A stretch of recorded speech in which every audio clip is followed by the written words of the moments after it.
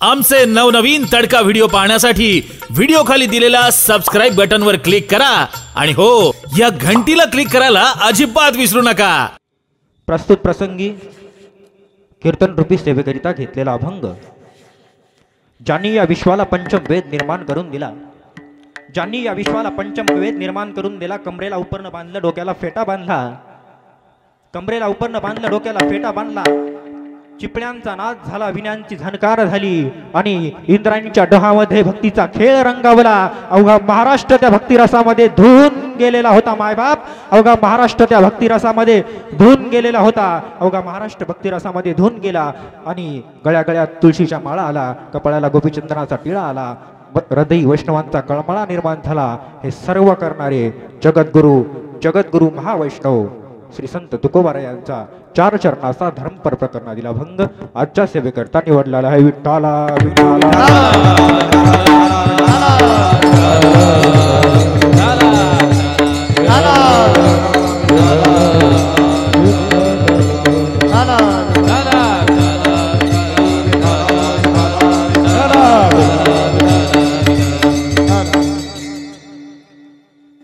अभंगाकडे वळण्यापूर्वी कार्यक्रमाचा अल्पसा परिचय देणं वक्त्याचं आद्य कर्तव्य असतं। त्या न्यायानुसार शिवतेज शिवस्वराज्य गणेश मित्र मंडळ आयोजित सुंदर असा कार्यक्रम कीर्तनाचा आयोजन शिवस्वराज्य गणेश मित्र मंडळानं केलेला आहे।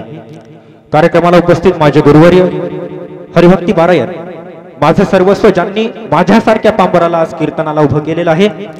हरिभक्ती पारायण, वाऱ्यालाही धक्का लागू नये, मुंगी पायाखाली तुडवली जाऊ नये, अगदी वारकरी संप्रदायाला ब्रीद मानून जीवनाच्या पटलावरती प्रवास करणारे माझे मार्गदर्शक, आपल्या गावचं वैभव, परभणी जिल्ह्याचं वैभव, हरिभक्ती पारायण पुरुषोत्तम महाराज साडगावकर।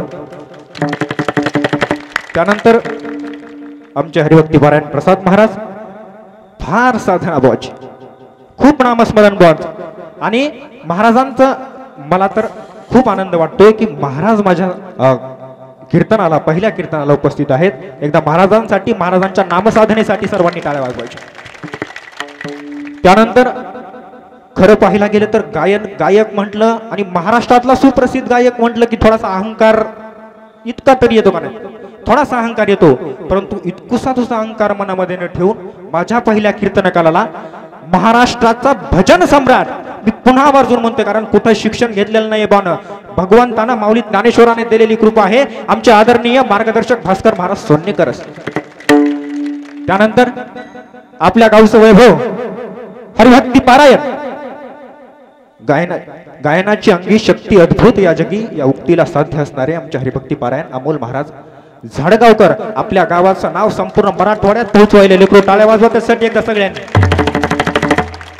त्यानंतर आमचे मृदंगाचार्य, ज्यांनी मृदंगावर थाप दिली, कंठातला प्राण कानामध्ये यावा आणि त्या तालावरती भगवान शंकरानं तांडव नृत्य करावं, इतकं सुंदर मृदंग वाजवणारे आमचे राजेभाऊ महाराज गिराम। राजेभाऊ महाराज गिराम यांच्याबद्दल 2 मिनिटं सांगतो। लोहगाव येथे वारकरी शिक्षण संस्था त्यांचे संचालक आहेत, खूप सुंदर वारकरी शिक्षण संस्था चालवतात, वारकरी संप्रदायाचा वारसा समोर नेण्याचं काम राजेभाऊ महाराज गिराम करतात, त्यांच्यासाठी एका टाळ्या वाजवायच्या सर्वांनी। त्यानंतर आमचे मोठे बंधू हरिभक्ती पारायण महेश महाराज देशमुख, आपल्या गावचं हे उभरतं नेतृत्व आहे। यानंतर अमोल महाराजांनंतर मराठवाडा गायनात जर कोणी गाजवणार असेल तर ते महेश महाराज देशमुख गाजवतील, ही ग्वाही आज पहिल्या कीर्तनात तुम्हाला देतो। आणि उपस्थित माझे चुलते, ज्यांना प्रेमाने आम्ही बाबा म्हणतो, आदरणीय नित्य नयमन आम्ही ते प्राणी दुर्लभ, दररोज ज्ञानेश्वरीचं ओया वाचणारे, पठण करणारे आणि त्यांच्याकडूनच वारसा आमच्याकडे आलेला आहे मुळात, असे हरिभक्ती पारायण श्री अच्युत काका देशमुख। त्यानंतर ज्या आपल्या गावामध्ये मारुती मंदिराजवळ हरिनाम सप्ताह होत असतो, त्या सप्ताह सर्वस्वपणे चालवणारे आणि त्या सप्त्याची एक महत्वाची बाजू असणारे आमचे आदरणीय काकासाहेब कैलासवासी जनार्दनराव देशमुख, कैलासवासी जलंधरराव देशमुख यांची आठवण आज खरंच मनात पासून येते। मायबाप आज काका असायला हवे होते, असं एवढी आठवण काकांची झालेली आहे। त्यानंतर कार्यक्रमाला उपस्थित अजितदादा वरपुडकर यांचं देखील कार्यक्रमाला स्वागत आहे। त्यानंतर धनंजय भैया देशमुख तथा सर्व गावकरी मंडळी, श्रोते मंडळी आणि इथे जमा असलेले माझे सर्व मायबाप, मातृपितृतुल्य सर्व श्रोते मंडळी, सर्वांच्या चरणी नतमस्तक. कार्यक्रमाची प्रस्तावना संपली. चला अभंगाकडे भजन करा. विठ्ठला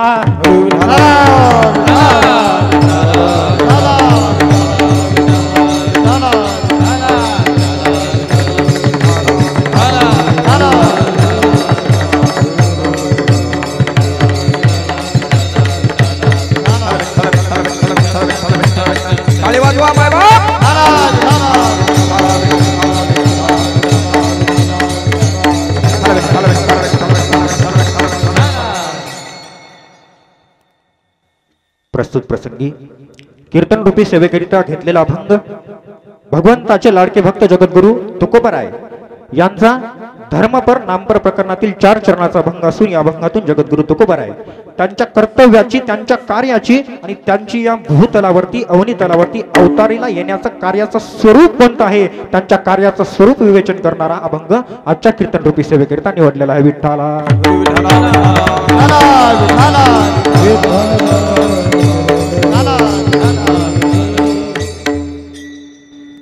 धर्म.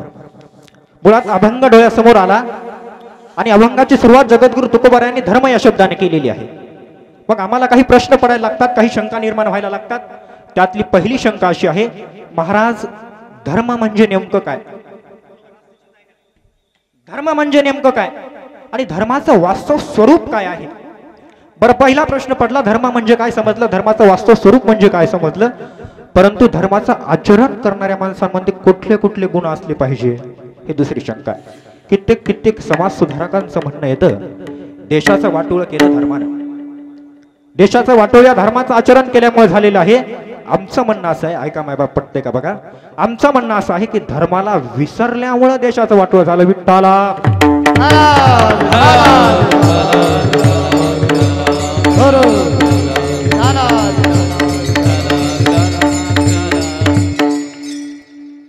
धर्म म्हणजे काय?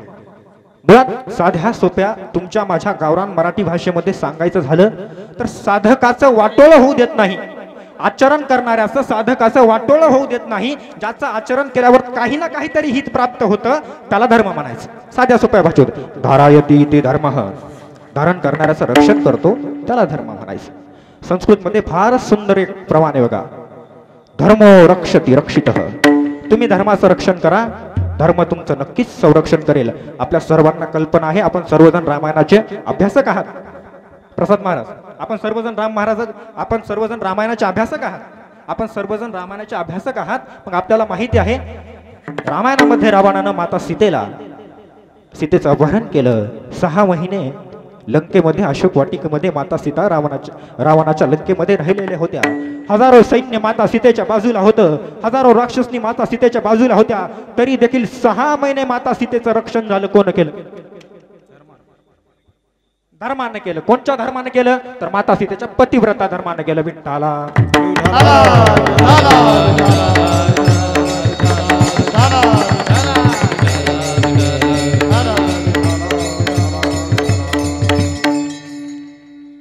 धर्म.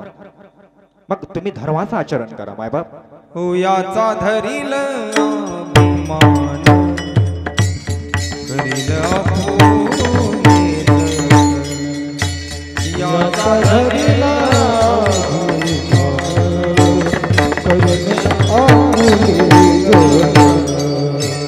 याचा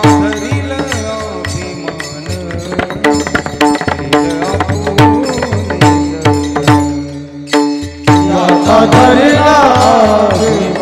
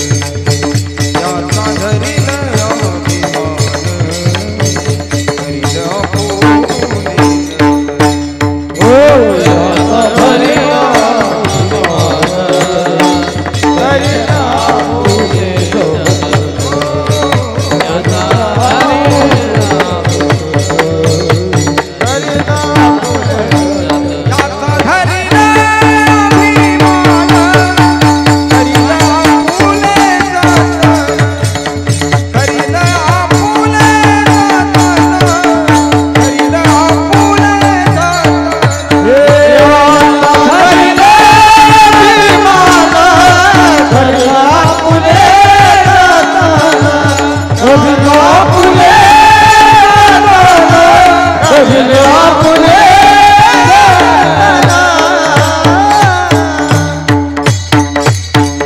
याचा धरील अभिमान करील आपुले जतन. मायबाप धर्माचा अभिमान पाहिजे. समोर चालून धर्माबद्दल धर्माची व्याख्या करायला गेलं तर महाराज फक्त धर्म आपण धर्माचं रक्षण करायचं, नंतर धर्म आपलं संरक्षण करतो, एवढाच धर्म आहे का? नाही. संस्कृतमध्ये फार सुंदर श्लोक आहे पहा, फार सुंदर श्लोक आहे. धर्मय सर्वा सुख करो हित करो धर्मम बुधात चिन्वते ते धर्मय नैव समाप्यते शिव सुखम ते धर्म माम पालयम. ज्या धर्माचं पालन केल्यानंतर साधकाचं हित आणि सुख त्याच्यात असतं त्याला धर्म म्हणतात. आणि आणखी समोर जाऊन सांगतो मायबाप, यत निश्रेय सिद्धी ही प्राप्ती सधर्म हा. निश्रेय सिद्धी ही प्राप्ती सधर्म हा ब्रह्मसूत्रामधलं प्रमाण आहे. ज्याच्या आचरणामुळे साधकाला निश्रेय सिद्धी प्राप्त होती. येतो अभ्युदय निश्रेय सिद्धी प्राप्त सधर्म हा. ज्याच्या अभ्युदयामुळे निश्रेय सिद्धी प्राप्त होती त्याला धर्म म्हणायचं. आता तुम्ही म्हणता निश्रेय सिद्धी काय भानगडे, तर आपल्या वारकरी संप्रदायाच्या भाषेत बोलायला गेलं तर ज्याचं आचरण केल्यामुळं, ज्यासाठी ज्या जन्म मरणाच्या फेऱ्यामध्ये आपण पडलेलो आहोत, ज्याच्यामुळे आपल्याला मोक्ष प्राप्त होतो ना, त्याला धर्म म्हणतात. विठ्ठला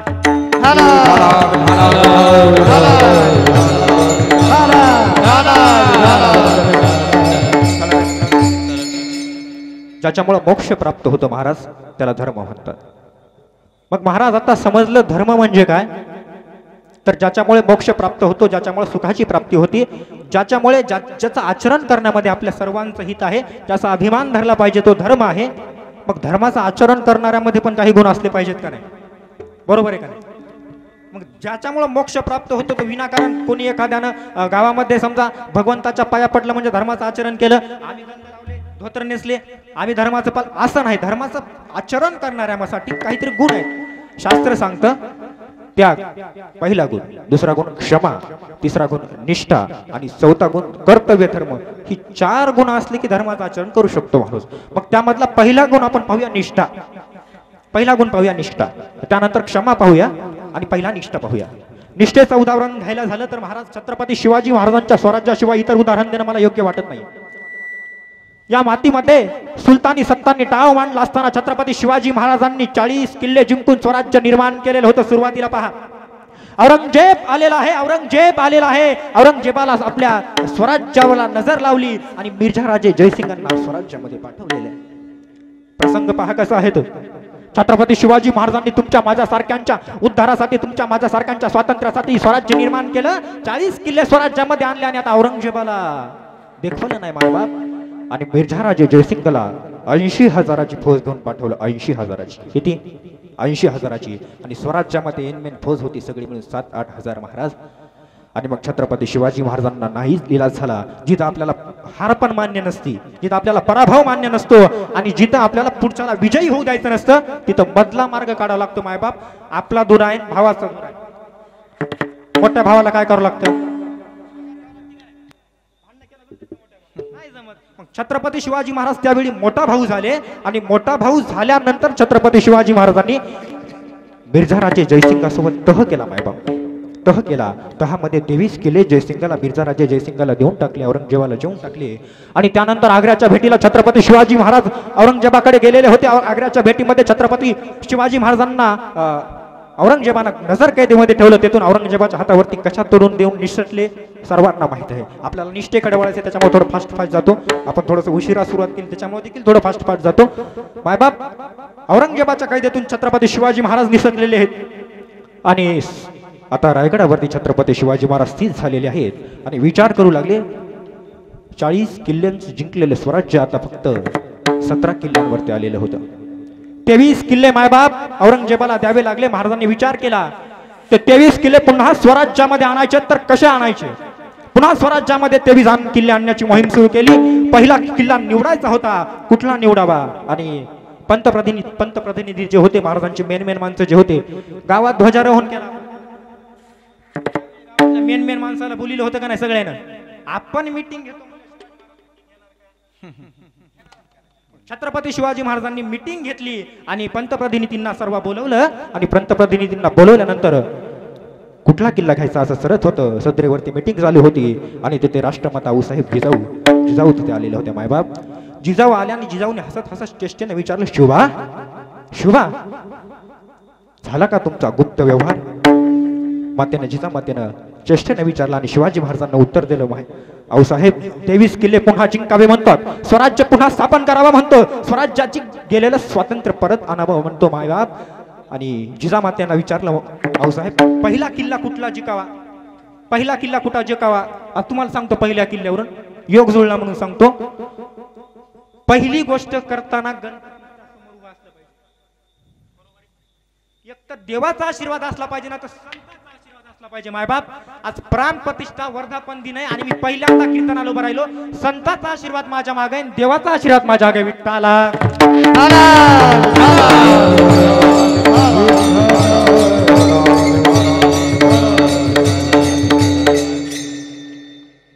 आणि पहिला किल्ला कुठला घ्यायचा आऊसाहेबांनी विचारलं. आऊसाहेबांनी सांगितलं पुण्याच्या जवळ स्थित आतल्या कडेदार टोक असलेला सर्वात महत्वाचा किल्ला किल्ले कोंढाणा घ्या राज. कोंढाणा कोंढाणा घ्यायचा. कोंढाणा घेणं काही सोपं नव्हतं. बिना पायऱ्याचं 2 पायऱ्या सोडून चढायचं म्हणलं तर अवघड होते. कोंढाणा म्हणजे आभाळात. कोंढाण्याचं वर्णन कसं आहे पहा. कडेदार पहाडामध्ये उभा ना कोंढाणा जणू आकाशाला गवसणी घालतोय, आकाशाला आवाज देतोय, या छत्रपती या आणि जिंका आम्हाला, या छत्रपती जिंका आम्हाला. आणि मायबाप छत्रपती शिवाजी महाराजांनी कोंढाण्याची मोहीम उघडली आणि ठरलं आई भवानीने कौल दिला कोंढाणा जिंक शिवाजी. राजसमाता राजमाता जिजाऊंनी सांगितलं आणि कोंढाणा ठरला जिंकायचा. कोंढाणा जिंकायचा ठरल्यानंतर काय झालेलं मायबाप तुम्हाला सांगतो समोर पहा. सर्वांनी लक्ष द्यायचंय, सर्वांनी त्या प्रसंगामध्ये जायचंय. कोंढाणा जिंकायचं ठरलेलं आहे आणि मोहीम कोण घेणार? 2 शिलेदार स्वराज्यामध्ये कोंढाणा घेऊ शकत होते. पहिला शिलेदार म्हणजे या महाराष्ट्राच्या मातीचा वाट तानाजी मालुसरे आणि दुसरे शिलेदार म्हणजे ज्यांनी स्वराज्य निर्माण केलं ते स्वतः छत्रपती शिवाजी महाराज. हे 2 माणसं कोंढाणा घेऊ शकत होते, ठरलेलं होतं. परंतु मित्राच्या घरी लग्न होतं, मित्राच्या पोराचं. कोण विचार करायले? राजा.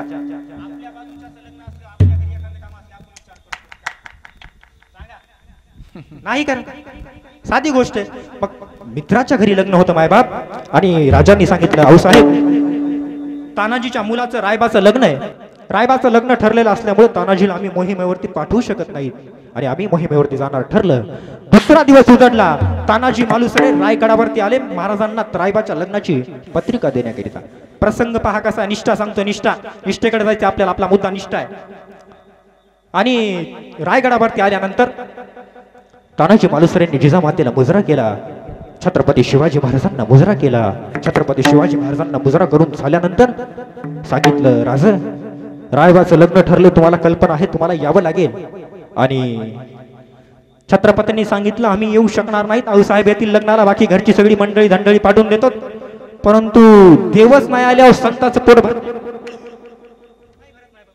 देवच नाही आला, देवच नाही भेटला तर संतांचं पोट भरते का बाजूची बाकीच्या मंडळी? म्हणून नाही भरत. मग तानाजीने मालुसरेंनी सांगितलं नाही राजा तुम्हाला यावं लागेल. तुम्ही न येण्याचं कारण सांगा. तुमच्या स्वतःच्या लेकराचं लग्न आहे, तुम्ही येणार नाहीत.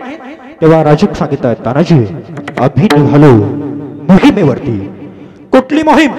आणि म्या असताना तुम्ही मोहिमेवरती जाणार राजे? सांगा कुठली मोहीम? अरे तानाजी ऐक ऐक, तानाजी ऐक.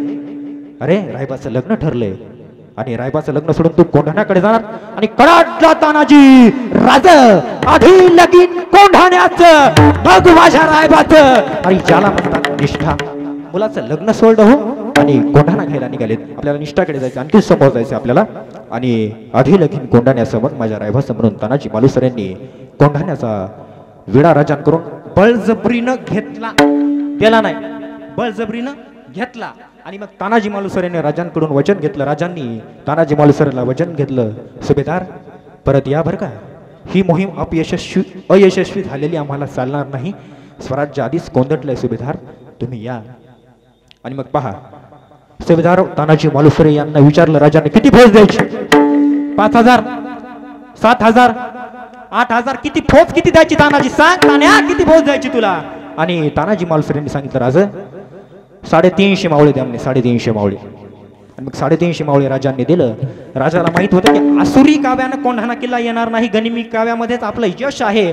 आणि आपलं यश त्याच्यामध्ये पाहून तानाजी मालुसरेंनी 350 मावळे घेऊन कोंढाण्यावरती गेले. प्रसंग सांगतो, थोडा गडबडीने सांगतो, आपल्याला वेळ कमी आहे. तानाजी मालुसरे कोंढाण्याचा कडा चढतायत तानाजी मालुसरे कोंढाण्याचा कडा चढतायत 60 मावळ्यांना घेऊन 300 मावळे कल्याण दरवाजाजवळ सूर्याजी मालुसरे यांना ठेवलेलं होतं तानाजी मालुसऱ्यांनी आणि इकडे सूर्यास्त झालेलं होतं रायगडावरती मायबाप छत्रपती शिवाजी महाराजांच्या मनामध्ये नाना प्रकारचे विचार येऊ लागलेले होते.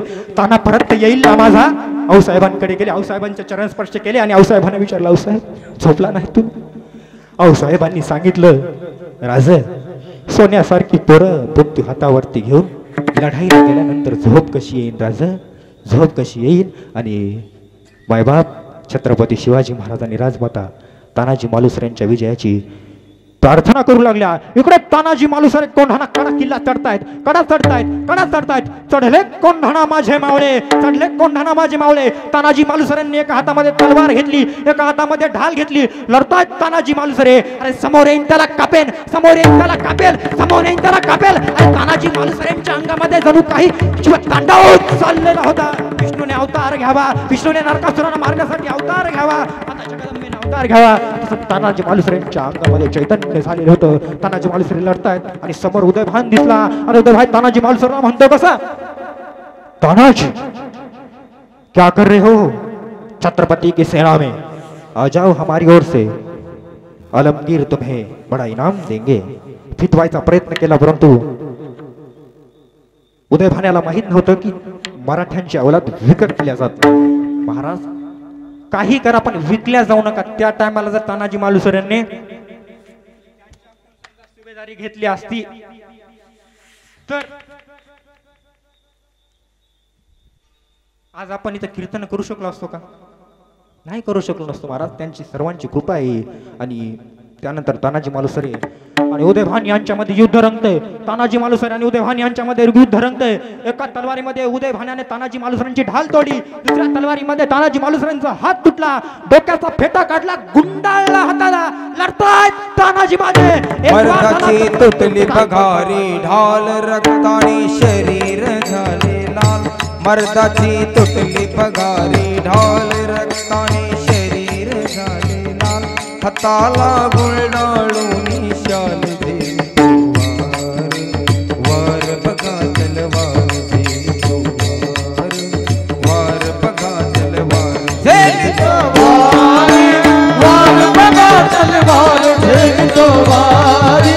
वार बघा तलवार. किल्ला कोंढाण्यावरती रक्ताने लाल झाली धरती. कोंढाण्यावरती रक्ताने लाल झाली धरती. मराठी मागे नाचरते वर्णुनी काय त्यांची कीर्ती. मराठी मातेला शोभती गावावर नाव त्यांची कीर्ती. निघाला झेली तो वार बघा तलवार झेली तो वार बघा तलवार झेली तो वार बघा तलवार झेली तो वार बघा तलवार. मराठे मातरास भिडले काही धरणीवर पडले.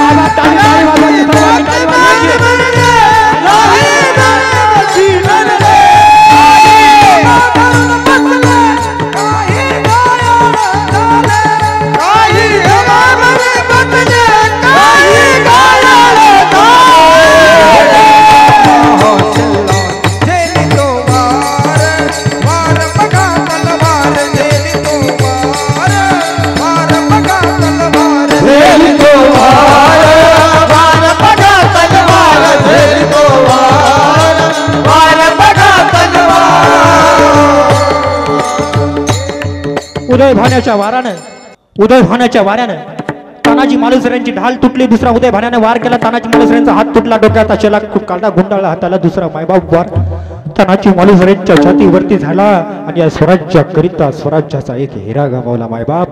त्यानंतर छत्रपती शिवाजी महाराज यांना बातमी कळाली, कोंढाणा फतेह झालेला आहे. राजांनी घोडदळ काढलं, निघालं कोंढाण्याकडे लागे. दुसऱ्या दिवशी सूर्यास्तापर्यंत छत्रपती शिवाजी महाराज कोंढाण्याच्या किल्ल्यापर्यंत पोहोचलेले आहेत. आणि कोंढाण्यात पोहोचल्यानंतर वरती गेले आणि तानाजींनी वचन दिलं होतं, राज येईल, राज नक्की येईल, राज वाचेल मी तुमच्या स्वागतासाठी पुणे दरवाजाजवळ थांबल राज. तानाजी दिसला नाही, सैन्य दिसत होतं, मावळे दिसत होते. छत्रपती शिवाजी महाराज समोर जात आहेत. एका जागेवरती गर्दी दिसली. पुणे दरवाजा 1 गेला, पुणे दरवाजा 2 गेला. समोर जात आहेत. समोर गेले टेकडीवरती एका जागेवरती छोटीशी गर्दी दिसली आणि गर्दीमध्ये एका बाजूला निळा शेळा पडलेला होता. मायबाप, निळा शेळा पडलेला होता आणि निळा शेळा पडलेला असताना राजांना कळालं आपण तानाजी मालुसरेला शेला दिलेला होता. राजांचं धाडस होत नव्हतं. राजांना मान्य करावं वाटत नव्हतं माझा तानाजी गेला. राजांना मान्यच नव्हतं माझा तानाजी गेला. समोर गेले राज. सूर्याजीला विचारलं काय झालं सूर्याजी. सूर्याजी फक्त रडत होता. शेलार मामाला विचारलं शेलार मामा कुठे आहे माझा तानाजी. शेलार मामांनी सांगितलं राज स्वराज्यासाठी लढता लढता तानाजी गेला राज. तानाजी गेला आणि महाराजांनी स्वराज्याच्या छत्रपतींनी तानाजी मालुसरेंचा अंतिम संस्कार केले. बघा परिस्थिती कशी आहे. मुलाचं लग्न होतं, इकडे मुलाची आई तानाजी मालुसरेंची पत्नी तानाजी मालुसरेंची वाट पाहते. आता येतील, आता उद्या आपल्या पोराचं लग्न आहे आणि सुहासिनीचा सगळा अंगावरती वेशभूषा घेऊन भांगेवरती सिंदूर लावेल, पायामध्ये जोडवं भरेल, गळ्यामध्ये मंगळसूत्र घालेल. कल्पना नव्हती तिचा पती स्वराज्यासाठी लढता लढता गेला. अरे स्वराज्यासाठी असे लढता लढता मावळे मेले, स्वराज्यासाठी असे लढता लढता मावळे गेले. म्हणून तुम्ही आम्ही आज इथे कीर्तन हर हर महादेव गरजत उठले लढले मैदानी. हर हर महादेव गरजत उठले लढले मैदानी. परवान केली आपुल्या जीवाची शूर मावळ्याने. परवान केली आपुल्या जीवाची शूर मावळ्याने. सैनिकांचे शूरवीरांचे सैनिकांचे शूरवीरांचे शूरवीरांचे सैनिकांचे व्यर्थ नाही बलिदान, व्यर्थ नाही बलिदान तुम्हाला शिवरायाची याद. जय भवानी जय शिवाजी जय जिजाऊ जय शिवाजी जय जिजाऊ. हो छत्रपती शूरमर्दानो, छत्रपतीच्या शूरमर्दानो. हो नका बेमान, हो नका बेमान. शिवरायाची याद, शिवरायाची याद.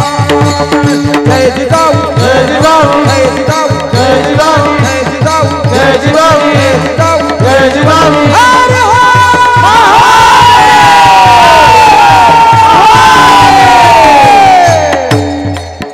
टाळ्या टाळ्या टाळ्या भास्कर महाराजांसाठी टाळ्या वाजवा एकदा. वा छान. महाराज याला म्हणा निष्ठा, धर्माचं पालन करण्यासाठी निष्ठा लागले. लवकर लवकर बोलतो, आपल्याला अभंग सोडवायचा. दुसरी गोष्ट लागते क्षमा लागते. संतांनी क्षमा दिली मायबाप. ज्ञानेश्वर महाराजाला संन्यासाचं पोर म्हणून घिनवल्या जाऊ लागलं. ज्ञानेश्वर महाराज ताटीमध्ये केली मुक्तांनी ताटीचे अभंग म्हटले. ज्ञानोबाराय बाहेर आले. ज्ञानोबाराय बाहेर आल्यानंतर ज्ञानोबारायांनी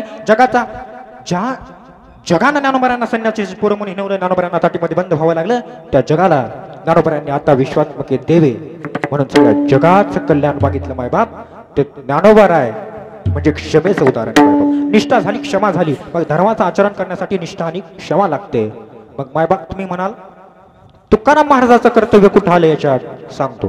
जगद्गुरु तुकोबारायांचं कर्तव्य आपल्याला जाणून घ्यायचं असेल या अभंगामधून जगद्गुरु तुकोबाराय त्यांच्या कार्याचं कर्तव्याचं स्वरूप सांगतायत. मग तुकाराम महाराजाचं कर्तव्य जाणून घ्यायचं असल्यावर तुकाराम महाराज कोण हे जाणून घेणं महत्वाचं आहे का नाही.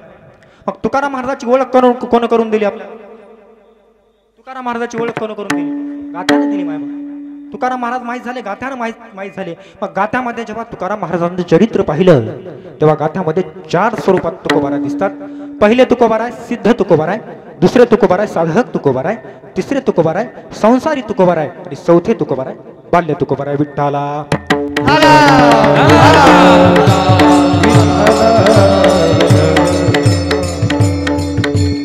बाल्य तुकोबाराय. तुकाराम महाराज म्हणतात, बालपणी ऐसी वर्षे गेली 12, खेळता या पुराणामध्ये. तुकाराम महाराज लहानपणीची 12 वर्ष अशीच गेली म्हणतायत माझी. त्यानंतरची 10 वर्ष तुकोबारायांनी नेटानं थाटानं संसार केला मायबाप. तुकोबारायांनी असा संसार केला की पंचकृषीमध्ये तुकोराम महाराज एवढा संसार कोणीच केला नाही. तुकाराम महाराज म्हणजे मोठे सावकार होते मायबाप. तुकाराम महाराजांच्या घरी दुकान होतं. 5 गावातील लोक तुकाराम महाराजाकडे येत होते. कशासाठी? सामान्य विक्री खरेदी करण्यासाठी. तुकाराम महाराजांनी 10 वर्ष संसार केला मायबाप. आणि हे 10 वर्ष संसार केलेले तुकोबारायांचं आयुष्य संसारी तुकोबार आहे. त्याच्या पुढे झालून तुकोबारायांना विवेक जागा झाला आणि खोऱ्यानं पैसे ओढणाऱ्या तुकोबारायांनी आता पैशाचा विटाळ धरला. द्रव्याचा तो आम्ही धरीला विटाळ. तुकोबाराय म्हणतात, आता आम्ही पैशाचा विटाळ धरलेला आहे. आणि 10 वर्ष तुकोबाराम महाराजांनी भंडारा, बरोडा, रामचंद्र, इंद्रायणीचा निर्जल काळ सर्वत्र अशी याचना केली, अशी भगवंताचं नामस्मरण केलं. भगवंताला समोर येऊन उभं राहिलं बाळवेश घेऊन. श्रीहरी भेटला. बाळवेश घेऊन श्रीहरी भेटला. भगवंत साक्षात्कार झालेला आहे. आणि भगवंताचं नामस्मरण करणारे तुकोबाराय म्हणजे साधक तुकोबारा. मग तुकोबारांनी साधक तुकोबारायांचा कर्तव्य याच्यात सांगितलेलं आहे का अभंगातून? नाही मायबाप. साधकाचं कर्तव्य काय आहे? काय मी उद्धार पावेन, काय कृपा करील नारायण, ऐसे तुम्ही सांगा संत जन, करा समाधान चित्त माझे. मायबाप, मग साधकाचं काम असतं साधना करणं. मग साधकाचं कर्तव्य सांगितलंय का नाही? मग त्यानंतरची साधुत्व प्राप्त झाल्यानंतरची 10 वर्ष तुकोबारायांची.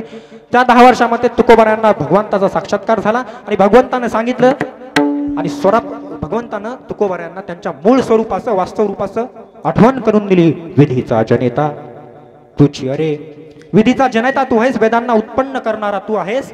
आणि मग तुकोबारायांना साक्षात दर्शन झाल्यानंतर तुकोबारायांनी शेवटची 10 वर्ष, पुढची 10 वर्ष मुक्ती बरोबर वा शांती बरोबर घातली. तुकाराम महाराज म्हणतात, मी म्हणत नाहीये, तुकावाने मुक्ती बरनेली नोवरी. आता दिवस 4 खेळीमेळी. आता 4 दिवस, आता राहिलेलं आयुष्य खेळीमेळी घालायचंय. मग तुकाराम महाराजांना लोकांनी प्रश्न विचारला, तुकोबाराय तुम्ही आता सिद्ध झालेला आहात. आता बाल्य तुकोबारापर्यंत संसारी झाला, संसारापासून साधक झाला, साधकापासून सिद्ध झालेला आहात. मग आता तुम्ही मुक्ती बरोबर, शांती बरोबर आयुष्य घालणार आहात. त्याचबरोबर तुकोबाराय तुम्ही आयुष्यात आणखी काय करणार आहात असं विचारल्यावर तुकोबाराय उत्तरतात अभंगाच्या पहिल्या धर्माचे पालन,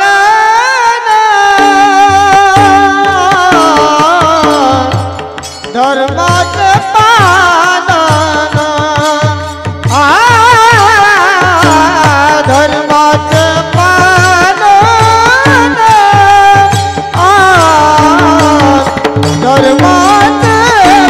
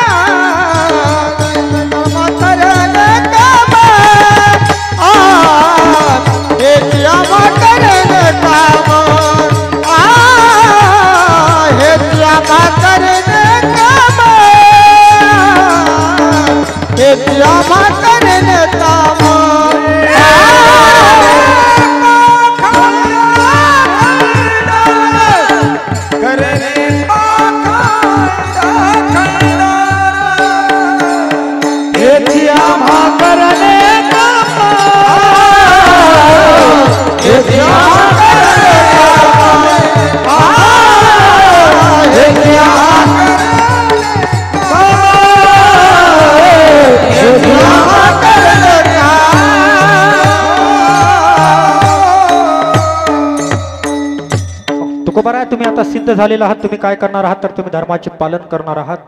मग तुकोबारायांना प्रश्न विचारणारे लोक आणखीन समोर आले. तुकोबारायांना प्रश्न विचारला, तुकोबाराय नेमकं तुम्ही कुठल्या धर्माचं पालन करणार आहात? प्रश्न विचारला तुकोबारायांना.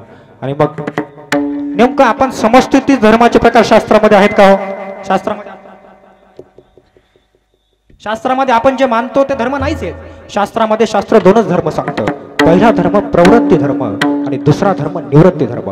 पहिला धर्म सामान्य धर्म आणि दुसरा धर्म विशेष धर्म. सामान्य धर्मामध्ये आणखीन दोन प्रकार शास्त्राने सांगितलेले आहेत. सामान्य धर्मामध्ये दोन प्रकार येतात. पहिला सबल धर्म आणि दुसरा दुर्बल धर्म. सबल धर्म म्हणजे त्या त्या काळामध्ये ज्याचं नामस्मरण म्हणजे ज्या धर्माचं अनुष्ठान जास्त केलं जातं. समजा यज्ञयाग नावाचा धर्म आहे, त्याचं अनुष्ठान जास्त केलं जातं तर तो झाला सबल धर्म. समजा नामस्मरण नावाचा धर्म आहे, त्याचं अनुष्ठान जास्त साधं करत असतील तो झाला सबल धर्म. आणि ज्याचं कमी केलं जातं तो जातो दुर्बल धर्म. मग तुकोबाराय तुम्ही नेमकं कोणत्या धर्माचं पालन करणार आहात? सबल धर्माचं की दुर्बल धर्माचं? सामान्य धर्माचं की विशेष धर्माचं? तुम्ही म्हणता सामान्य धर्म काय भानगडे? सत्यम वद, खरं बोललं पाहिजे महाराज.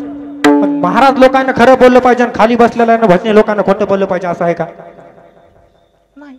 हिंदू माणसांना, मुसलमान माणसांना, बौद्ध माणसांना खरं बोललं पाहिजे आणि इतर धर्मीच्या लोकांना खोटं बोललं पाहिजे असं आहे का? सत्यम वद सामान्य धर्म आहे, सगळीकडे सारखा आहे. बाया बाया खरं बोलतच नाहीत. बायांना पण खरं बोललं पाहिजे का?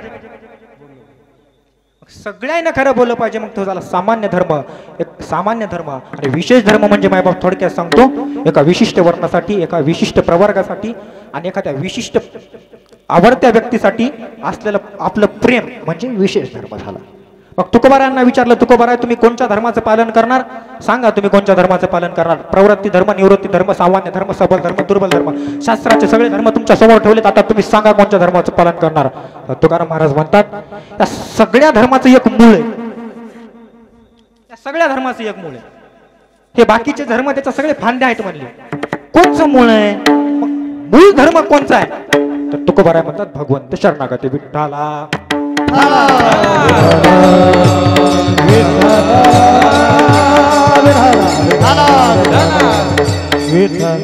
तुकोबाराय म्हणतात भगवंताची शरणागती, भगवंताचं नामस्मरण सकल धर्माचे कारण. नामस्मरण, हरिकीर्तन सर्व धर्माचं कारण एक आहे, सर्व धर्माचं एक मूळ आहे. ते मूळ काय आहे तर भगवत शरणागती, भगवंताचं नामस्मरण केलं पाहिजे मायबाप. त्यानंतर तुकोबारायांना पुन्हा प्रश्न विचारणार आले. त्यांनी विचारलं, तुकोबाराय तुम्ही धर्माचं पालन करते वेळी पहिलं काम कोणतं करणार आहे? तुकोबाराय सांगतात मी पाखंडाचं खंडन करणार आहे. विठ्ठला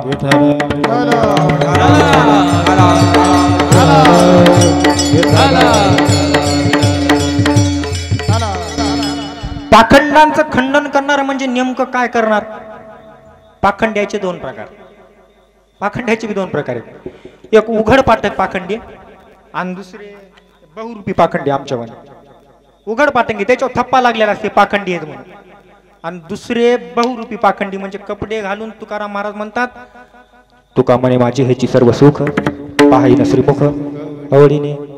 तुकाराम महाराज म्हणतात माझं सगळं सुख भगवंताच्या परमात्माचं मुख पाहण्यात येत. मग तुम्हाला विषयात चूक वाटत असेल तर तुम्ही पाखंडी आहेत का नाही? वरी भगवा झाला नामी अंतरी वश केला का, अंतरी वश केला का, अंतरी वश केला. वरी भगवा अंतरी वश केला का, अंतरी वश केला का, अंतरी वश केला का.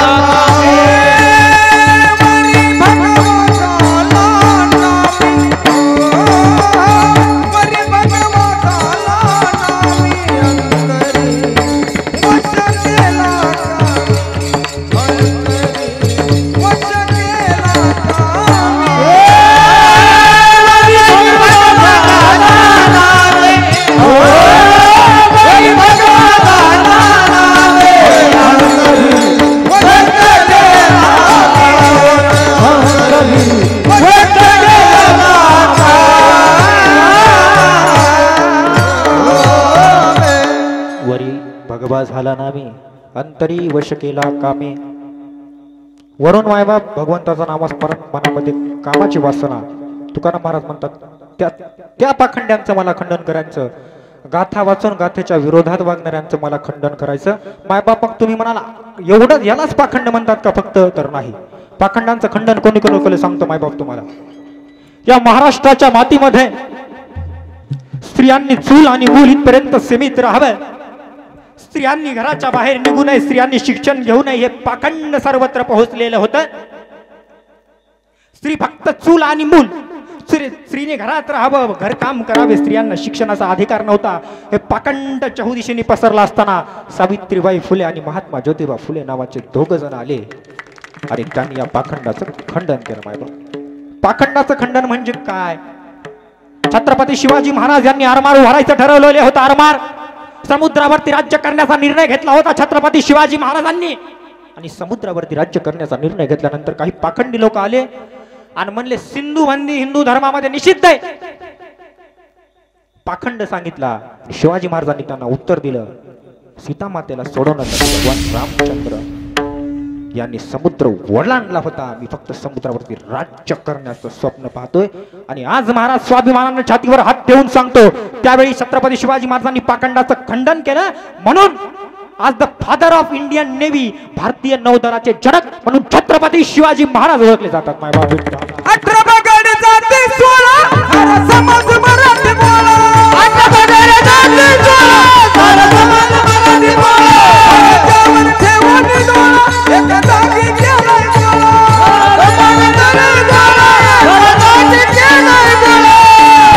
पहिलं तीरथ पावलाची जाऊ चरणावर, प्रथम पहिलं तीरथ पावलाची जाऊ चरणावर. पायरा जाग जीव माझा पतला गोड्यावर, पायरा जाग पतला गोड्यावर, पायरा जाग पतला गोड्यावर.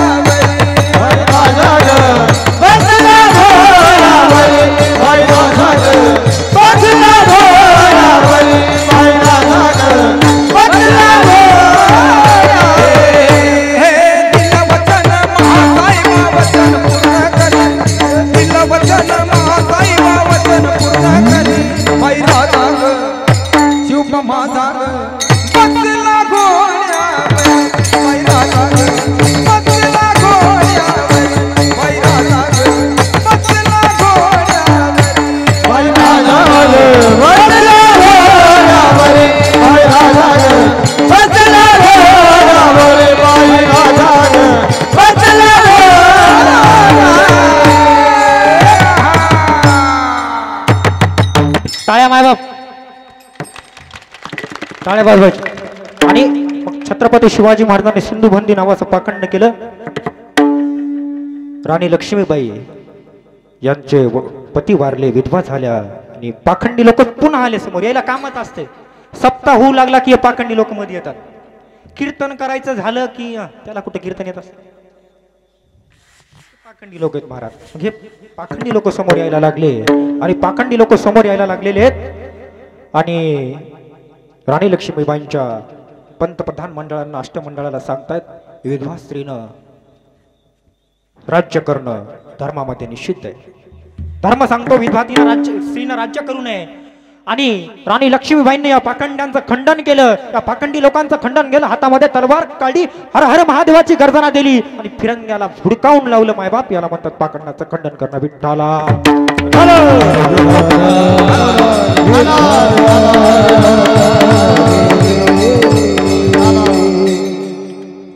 बरं, या महाराष्ट्राच्या मातीचा 2 मिनिटं तुम्हाला भार सांगतो. या महाराष्ट्राच्या मातीचा पवित्रपणा सांगतो. मायबाप, पाखंडाचं खंडन कोण केलेलं आहे? पाखंडाचं खंडन केलेलं आहे पावनखिंडीमध्ये. लाखो मेले तरी चालतील, परंतु लाखोंचा पोशिंदा जिवंत राहिला पाहिजे. लाख मेले तरी चालतील, परंतु लाखोंचा पोशिंदा जिवंत राहिला पाहिजेत. म्हणून बाजीप्रभू देशपांडे यांनी हातात 2 दानपट्टे घेतले आणि ती बाजीप्रभू देशपांडे दानपट्टे घेतलेले बाजीप्रभू देशपांडे म्हणजे छत्रपती शिवाजी महाराजांची तलवार होती. त्या तलवारीनं पाखंडाचं खंडन केलं. मायबाप, तानाजी मालुसरे कोंढाणा घ्यायला गेले आणि त्या कोंढाणा घेतला. 2000 सैन्यांवरती 350 मावळे तुटून पडले. तानाजी मालुसरे म्हणजे छत्रपती शिवाजी महाराजांची तलवार होती. मायबाप, विजयसारखी तळपत होती त्याच्या तलवारीची पाती. विजयसारखी तळपत होती त्याच्या तलवारीची छत्रपती वाट सैतानाला भीती छत्रपती वाटे सैतानाला सारखी तळपत होती त्याच्या तलवारीची बाती विजयासारखी तळपत होती त्याच्या तलवारीची बाती छत्रपती वाट सैतानाला भीती छत्रपती वाटे सैतानाला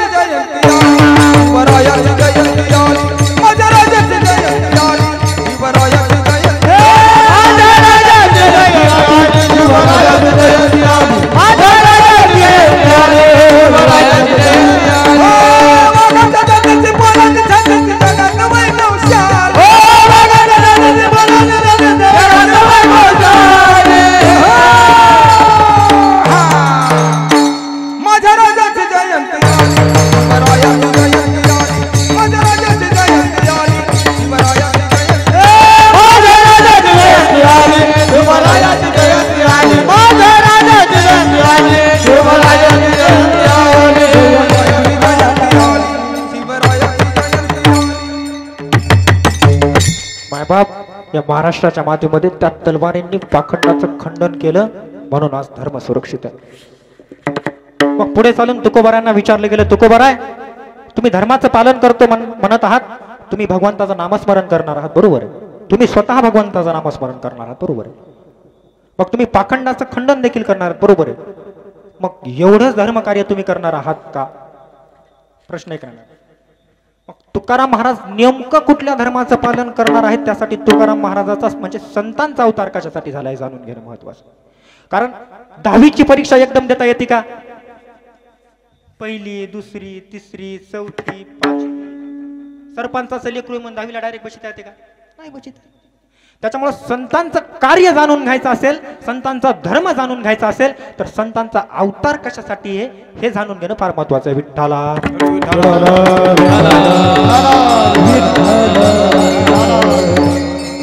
मुळात मायबाप संत आणि भगवान परमात्मा याच्यात कुठल्याही प्रकारचा भेद नाही। खूप युक्तिवाद आहेत, खूप प्रमाण आहेत त्यासाठी।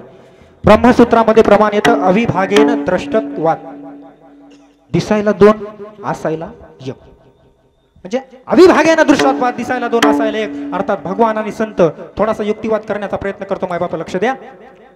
देव आणि संत एकच आहे। देव या भूतलावरती अवतार कोटीतले, अंबासाठी अवतार।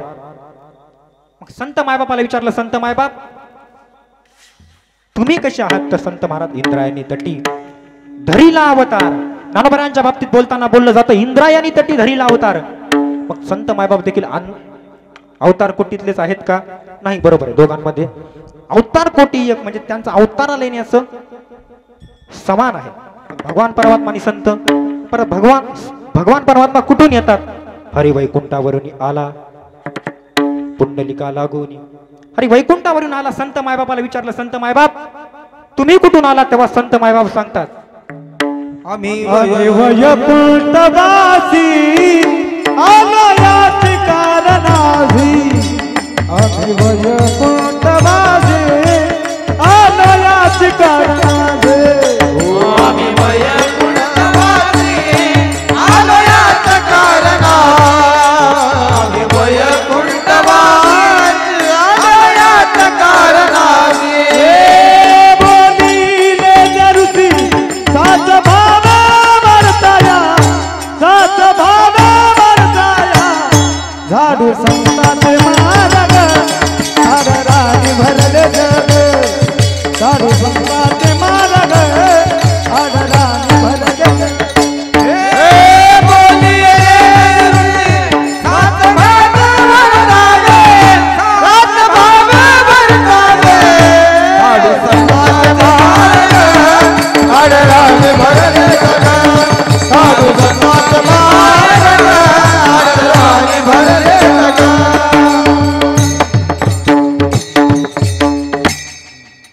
आम्ही वैकुंठवासी आलो याची कारणासी।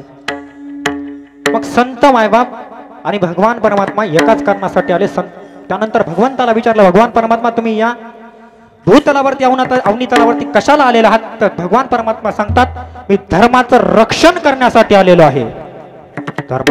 धर्म रक्षा वयासाठी अवतार घेशी.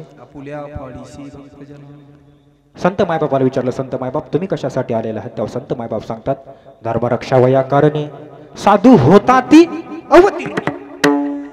धर्मरक्षा वया कारणे साधू होता ती अवतीर्णे म्हणजे साधू देखील धर्माचं रक्षण करण्यासाठीच येतात. पर भगवंतानं कृपा केली मुका बोलला. श्लोक आहे मी खोटे बोलत नाही. मुकम करोती वाचाल मुका बोल. मग माझ्या संत मायबापानं कृपा केली मुका बोलतो का नुसता बोलत नाही वेद बोलतो. रेड्या मुखी वेद बोलविला गर्भवतीचा हरविला. रेड्या मुखी वेद बोलविला गर्भवतीचा. रेड्या मुखी वेद बोलविला गर्भवतीचा. रेड्या मुखी वेद बोलविला गर्भवतीचा. शांती रूपे प्रगटला शांती रूपे प्रगटला.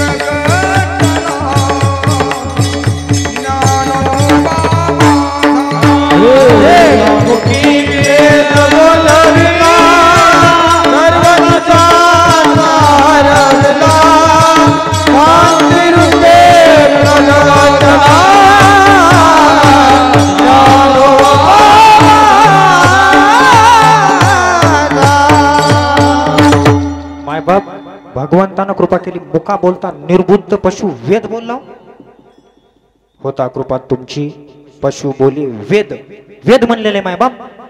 अहो ज्ञानोबराय म्हणतात तुमच्या नेहाची वागेश्वरी जरी मुकया अंगीकारी तो वाचास्पदी शिकरी प्रबंधोडा. म्हणजे देवाचे गुरु बृहस्पती त्यांच्या तोडीचा वेद बोलतो माझ्या संतांनी कृपा केल्यावरती मायबाप. त्यामुळे संतांची कृपा फार महत्वाची आहे. आपल्याला जो योग जोडायचा ते सांगतोय. भगवान परमात्मा आणि संत एकच आहे. ज्ञानेश्वर महाराज भगवंताच्या मुखातून अर्जुनाला सांगताना सांगतायत अर्जुना तो भगवान परमात्मा आणि मी एकच आहे रे.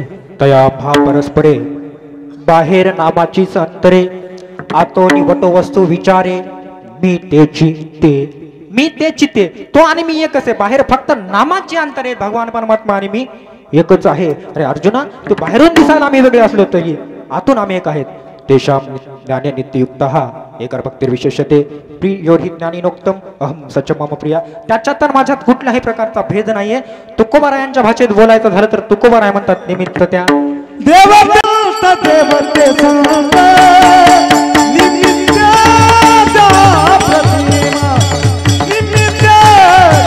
प्रतिमा निमित्ताचा प्रतिमा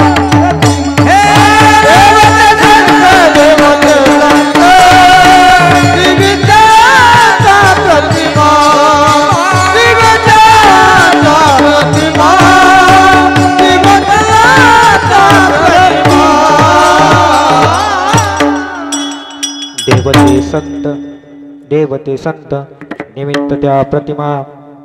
मग तुकाराम महाराज तेच म्हणतात ज्ञानोबा महाराज तेच म्हणतात सर्व संत तेच म्हणतात देव आणि संत एकच आहेत. ज्ञानोबाराय कोण होतो मायबाप. ज्ञानोबाराय म्हणजे साक्षात परमात्मा लोपले ज्ञानजोगी हे तर नेनते कोणी अवतार पांडुरंग डाव ठेविले ज्ञानी. महाविष्णूचा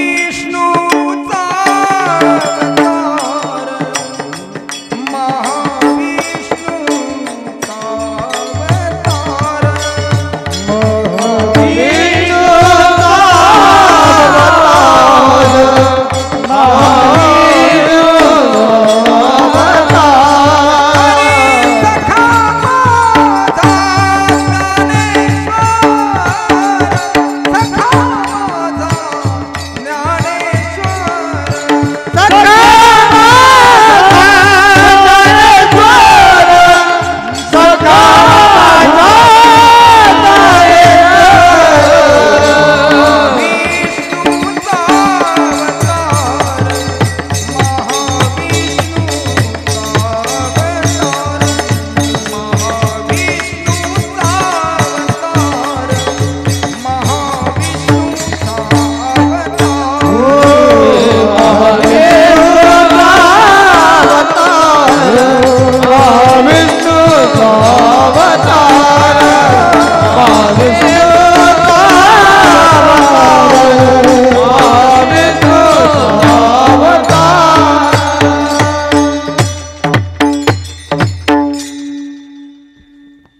टाळ्या वाजवा एकदा महाराजांसाठी खरंच गरज.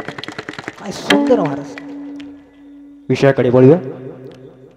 मग देव आणि संत एकच आहेत, तर मग भगवंताला संताचा अवतार का घ्यावा लागतात याचा खुलासा करताना ज्ञानोबा म्हणतात, आता उपाय वनवसंतू आज्ञेचा आहे वतंतू अमूर्तची परिमूर्तू कारुण्याचा. आता भगवंत म्हणजे अमूर्त आहे आणि कारुण्याचं मूर्तिवंत उदाहरण म्हणजे संत आहे. सोप्या भाषेत सांगतो, जास्ती अवघडत जात नाही आणि मला जमत बी नाही, पहिलंच कीर्तन अवघडत घ्यायला जाऊ. त्याच्यामुळे सोप्या भाषेत सांगण्याचा प्रयत्न करतो. भगवंताच्या अंतःकरणातील जगाच्या उद्धाराची भगवंताच्या अंतःकरणातील जगाच्या उद्धाराची तळमळ बाहेर काढायची. त्या तळमळीला माणसाचा आकार द्यायचा. तो कसा दिसेल ते म्हणजे संत विठ्ठला.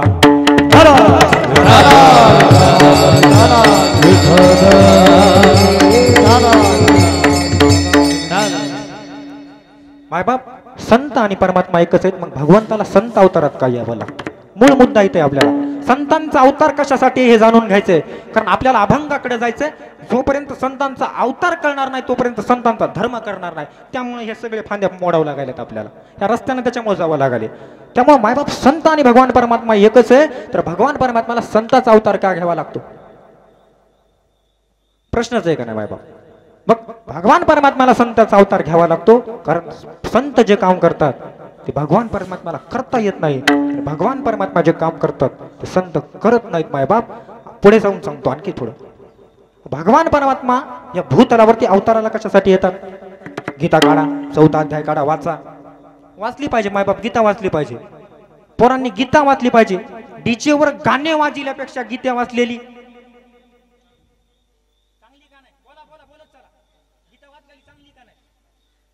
मुन्नी बदनाम होई सोडून याची मुन्नी बदनाम व्हाय नाही यायचा बाबूराव यायलाय. अवघड आहे मायबाप. वारकरी संप्रदायाकडे या. जोपर्यंत या महाराष्ट्रामध्ये तरुण मंडळी अशा कीर्तनाचे सोहळे आयोजित करील तोपर्यंत संसार कुठेच जाणार नाहीत महाराज. एवढी गोष्ट निश्चित. त्यामुळे कीर्तनांच्या सोहळ्यांचं आयोजन होणं फार महत्वाचं आहे. आपल्या विषय भरकटतो आपण विषयाकडे जाऊया. मायबाप 4 अध्याय काढा गीतेमध्ये वाचा. भगवान सांगतात, यदा यदा हि धर्मस्य ग्लानिर्भवति भारत अभ्युत्थानम् धर्मस्य तदात्मानं सृजाम्यहम् परिप्राणाय साधूनां विनाशाय च दुष्कृतां धर्म संस्थापनार्थाय संभवामि युगे युगे. महाराज भगवान परमात्मा आले तर धर्माचं रक्षण करण्यासाठी येतात आणि परिप्राणाय साधूनाम भगवान परमात्मांनी म्हटलेले आहे. परिप्राणाय साधूनाम विनाशाय च दुष्कृतां. एक तर साधूंना तारण्यासाठी भगवान परमात्मा येतात, नाहीतर दुष्ट लोक आहेत जे दुर्जन आहेत त्याचं निर्दलन करण्यासाठी तरी येतात. 2च कारण आहेत भगवान परमात्मा या भूतलावर. तुकोबारायांच्या भाषेत बोलायचं झालं तर तुकोबाराय म्हणतात, भक्ता राखे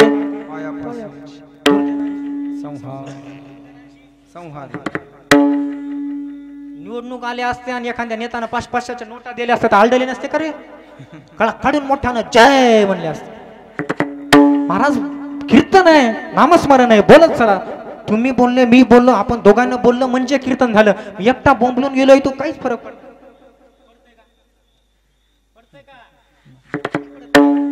त्यामुळे संत आणि भगवान परमात्माचं येण्याचं औचित्य चालू होतं. भगवान परमात्मा एकतर दुर्जनाला मारायसाठी येतात आणि सज्जनाला तारायसाठी येतात. बरं, मान्य आहे भगवान परमात्मा दुर्जनाला मारायसाठी येतात, सज्जनाला तारायसाठी येतात. नेहमी असंच चक्र चालू राहिलं. भगवान परमात्मा येत राहिले, दुर्जन मारित राहिले, सज्जन तारीत राहिले आणि मग एके दिवशी भगवान परमात्मा दुर्जनांचा नाश केला, सज्जनांना तारलं आणि निज धामाला परत गेल्यावरती विचार करू लागले.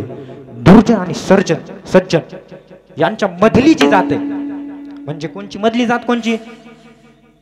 दुसऱ्यांचं भलं हो धुरा खोरणारे, घरून उलथाने नेऊन धुरा खोरायला तो लोक, म्हणजे मधली जात म्हणजे तुम्ही आम्ही सगळेजण. मग धड सज्जन धड दुर्जनही नाही, मग जे धड सज्जनही नाहीत आणि धड दुर्जनही नाहीत, यासाठी भगवंताने विचार केला यांच्या उद्धारासाठी काहीतरी करावं लागेल. आणि मग भगवंताने विचार केला. पण भगवंत महाराज गावचा सरपंच असला तर टाईट कॉलर जाईन झाली त्याची. ते भगवंत आहे. भगवंताला वाटलं अवताराला यायचंय पण देवत्व सुटू नये, म्हणून भगवंतानं असायला माणूस, दिसायला माणूस आणि असायला देव असा अवतार घेतला. तो अवतार म्हणजे संत अवतार विठ्ठला.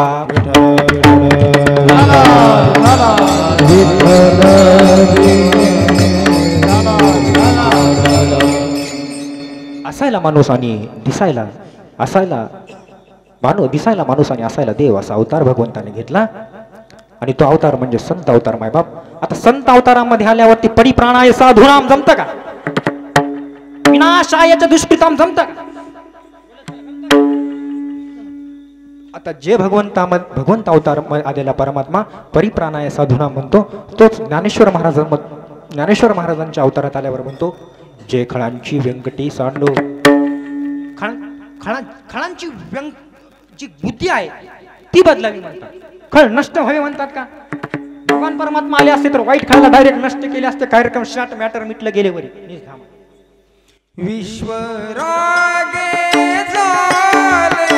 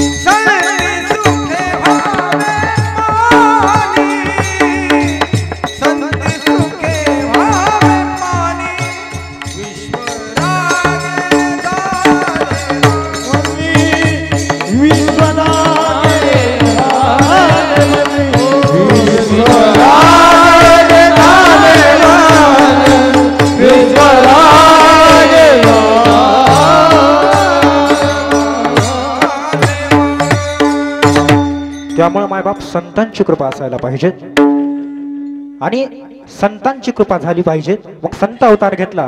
मग संत अवतारामध्ये आल्यावरती सज्जनांची नावं घ्यायचे का? म्हणजे भगवान परमात्मा जन्माला आले असते तर हिरण्यकशिपूसाठी आले असते, नाहीतर भक्त प्रल्हादासाठी आले असते.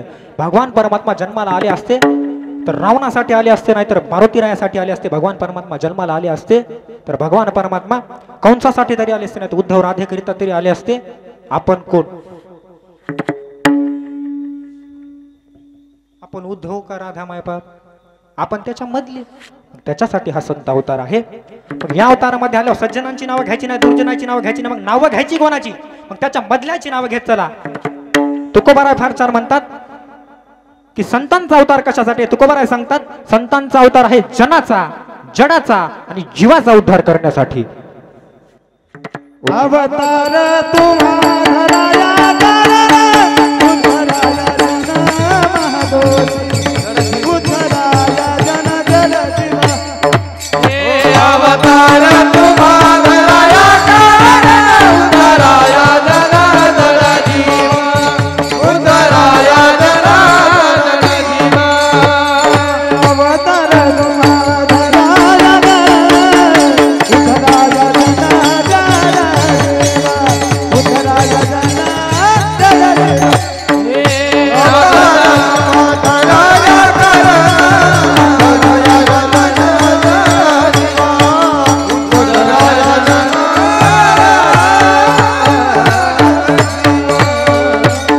अवतार तुम्हा धराया कारण उद्धरावे जन जड जीव. एका वाक्यात सांगून जातो मायबाप, तुम्हाला समजेल संतांचा अवतार कशासाठी. ज्ञानोबरायांनी रेड्याच्या मुखातून वेद बोलवला, जीवाचा उद्धार. ज्ञानोबरायांनी हरिपाठ लिहिला, जनाचा उद्धार. आणि ज्ञानोबरायांनी भिंत चालवली, जडाचा उद्धार. उद्धाला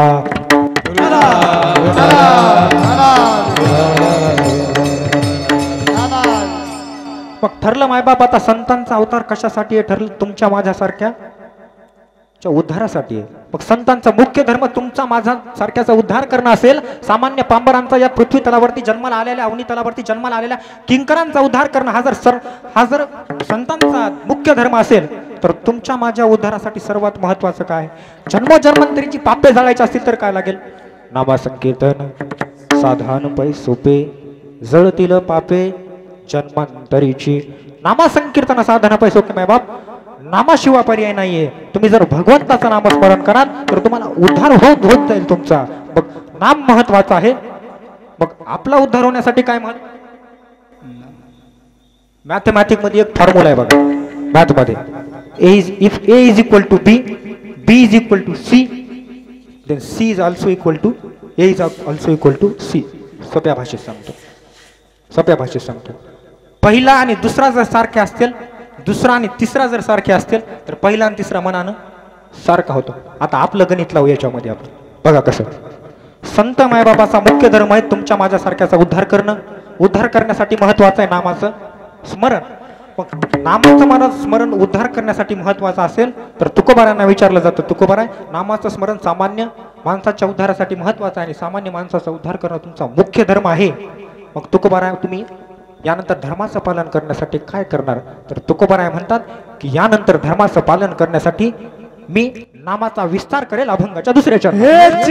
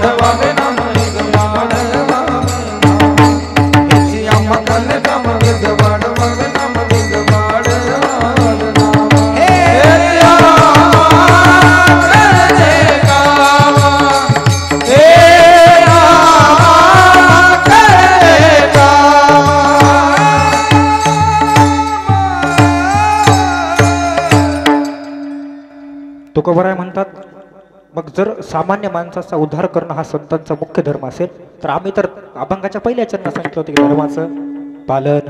धर्माचं पालन करण्यासाठी आम्ही इथे आलेलो आहोत. मग आमचा मुख्य धर्म जर सामान्य माणसाचा उद्धार असेल, सामान्य माणसाचा उद्धार करण्यासाठी जर नामस्मरण लागत असेल तर त्या नामाचा विस्तार करणं हे देखील आमचं कर्तव्य असेल. बरोबर आहे का नाही मायबाप? त्यामुळे संत मायबापाला विचारलं, संत मायबाप तुम्ही धर्माचं पालन करणार, नामाचा विस्तार करणार, बरोबर आहे, पण तुम्ही पाखंडाचं आपल्याला आता वेळ कमी राहिलेला आहे कारण आपल्याला लवकर 9 वाजेपर्यंतच होतं, 9:15 वाजलेले आहेत. त्यामुळे आपण थोडंसं लवकर अभंग सोडण्याचा प्रयत्न करूयात. संत मायबापाला विचारलं, संत मायबाप जगद्गुरु तुकोबारांना विचारलं, तुकोबा सांगा. ते पहिल्यांदा उभं राहिलं माणसाला, तुकोबाला मोठ्यानं म्हणते माणूस. मायबाप तुकोबा सांगा. काय सांगायचं? म्हणजे तुम्ही पाखंडाचं खंडन करणार, धर्माचं पालन करणार, नामाचा विस्तार करणार, परंतु पाखंड्यांचं खंडन कसं करणार? अभंगाच्या 3ऱ्या चरणात. तीक्ष्ण उत्तरे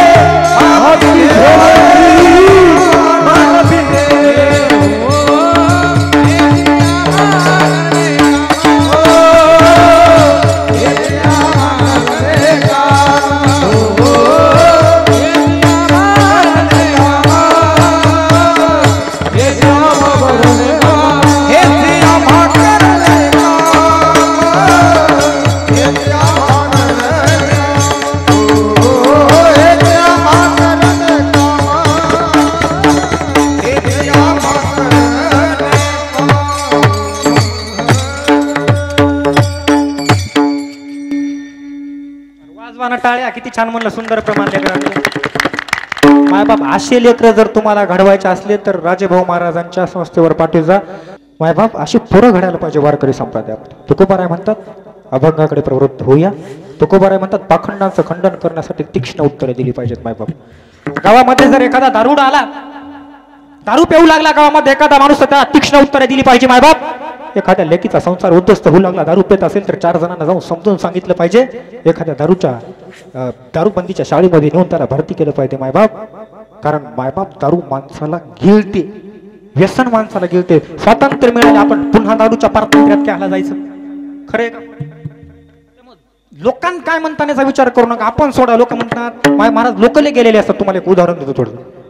लोक म्हणजे अजिबात निष्ठा नाही, तोंडावर एक बोलणार, आता म्हणणार काय कीर्तन केलं गोष्ट वा, माघारी म्हणला याला ढोंगाडे, काय हात करायले, काय गुळ खायले, काय बाबा गुळ द्यायले खालून छान त्याला. माय बाप लोकांच्या एका गावात गेलो असंच व्याख्यानाला, कीर्तन तर केली नाही, कीर्तनाचं उदाहरण देणार होतो पण म्हणलं पहिलंच आहे त्याच्यामुळे व्याख्यानाचं उदाहरण देतो. आणि व्याख्यानाला एका गावात जायचं होतं. मायबाप गेलो, फोन आला मला पोरायचा, म्हणजे दादा तुझी तारीख पाहिजे म्हणले. लोक सांगा, लोकांवर लक्ष देत जाऊ नका. दादा तुझी व्याख्यानाची तारीख पाहिजे म्हणले. तारीख मला तारीख पाहिजे तर घे ना बाबा. ते म्हणला 19 फेब्रुवारीला आहे. म्हणलं नाही, म्हणलं 3 व्याख्यान आहेत, म्हणलं त्या दिवशी ऍडजस्ट होत नाही. ते मला 3 दिवसाचा व्याख्यानाचा कार्यक्रम आहे दादा, तुम्ही नाही आले तर कार्यक्रम. मी म्हणलं बाबा आता ते बाकीच्या गावाला सांगितलेले, आपण काय करू, 25 तारखेपर्यंत तारखा बुक येतात, नाही तर पण तुम्हाला सांगायला आता काय 25 तारखेपर्यंत कार्यक्रमाच्या तारखा बुक आहेत. म्हणलं कार्यक्रम नाही झाला तर आम्ही काहीच करू शकत नाही, माझा नाईलाज आहे म्हणलं तिथं. ते म्हणला महाराज आमची, दादा म्हणला आमची तुझ्या चरणावरती निष्ठा आहे, म्हणला तुझ्याच बोलण्यावरती निष्ठा आहे, तू नाही आला तर कार्यक्रमच नाही होणार. आणि फोन चालूच राहिला, खिशात ठेवला आणि बैठकीत गेलं. ते बैठकीत गेलं आणि बाजूला 2-3 जण बसले होते. काय म्हणलं रे ते वैष्णव? महाराज नाही म्हणला ते व्याख्यान होत नाही. जाऊ दे ना म्हणला, त्याचं काय, त्याला कुठे व्याख्यान करताय का? ते नाही तर बोलव दुसरा, त्याचा बाप दुसरा. लोकांचं काय खरं नाही माय बाप, लोक काही म्हणू शकतात माय बाप. गावातला एक नेता आला, एक जण माझ्याजवळ आला, म्हणला दादा म्हणला गावातला नेते मंडळी आहेत म्हणला, हे आहेत तर गाव आहे म्हणला, हे गेले हे गावाच्या बाहेर गेले तर गाव शून्य म्हणला. आणि ते थोडं पुढे गेले होते, काय म्हणते मला तेच माणूस जे म्हणू लागला याच्याशिवाय गावाचं काहीच नाही. ते म्हणलं अर्ध गाव यानंच लुटिले, गावाला सोडल्याला वळू तर हे म्हणलं. लोकांच्या बोलण्याकडे लक्ष देऊ नका, व्यसनाच्या अधीन जाऊ नका. काय दारू प्यायला बोलवणारे बोलवतात, 100 रुपये 1000 रुपये खर्च करतात, एका दिवशीचा खर्च असते. तुमचा संसार वाटून व्हायला नव्हत्या ना.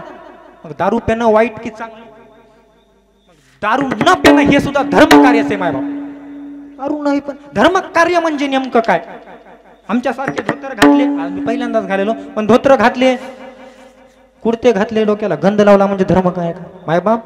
एखाद्या गाईला तुम्ही चारा खाला, एका गाईची सेवा करा मायबाप, ते धर्म कार्य आहे. एखादा तहानलेला असेल तर त्याला पाणी द्या मायबाप. कारण या जगामध्ये भास्कर महाराज धर्म सोडून आपलं कोणीच नाही रे, नाही रे,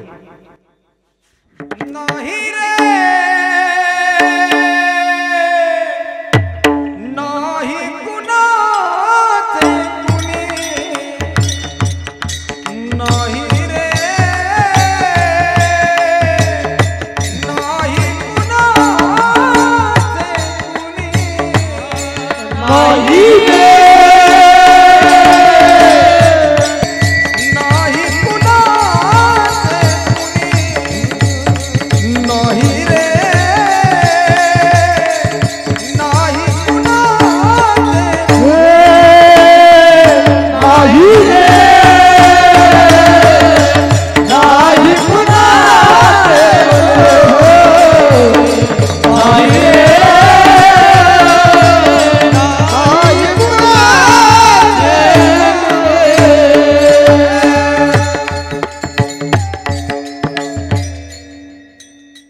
मायबाप धर्म सोडून या जगामध्ये कोणीच कोणाचं नाही. त्यामुळे धर्माचं आचरण करा.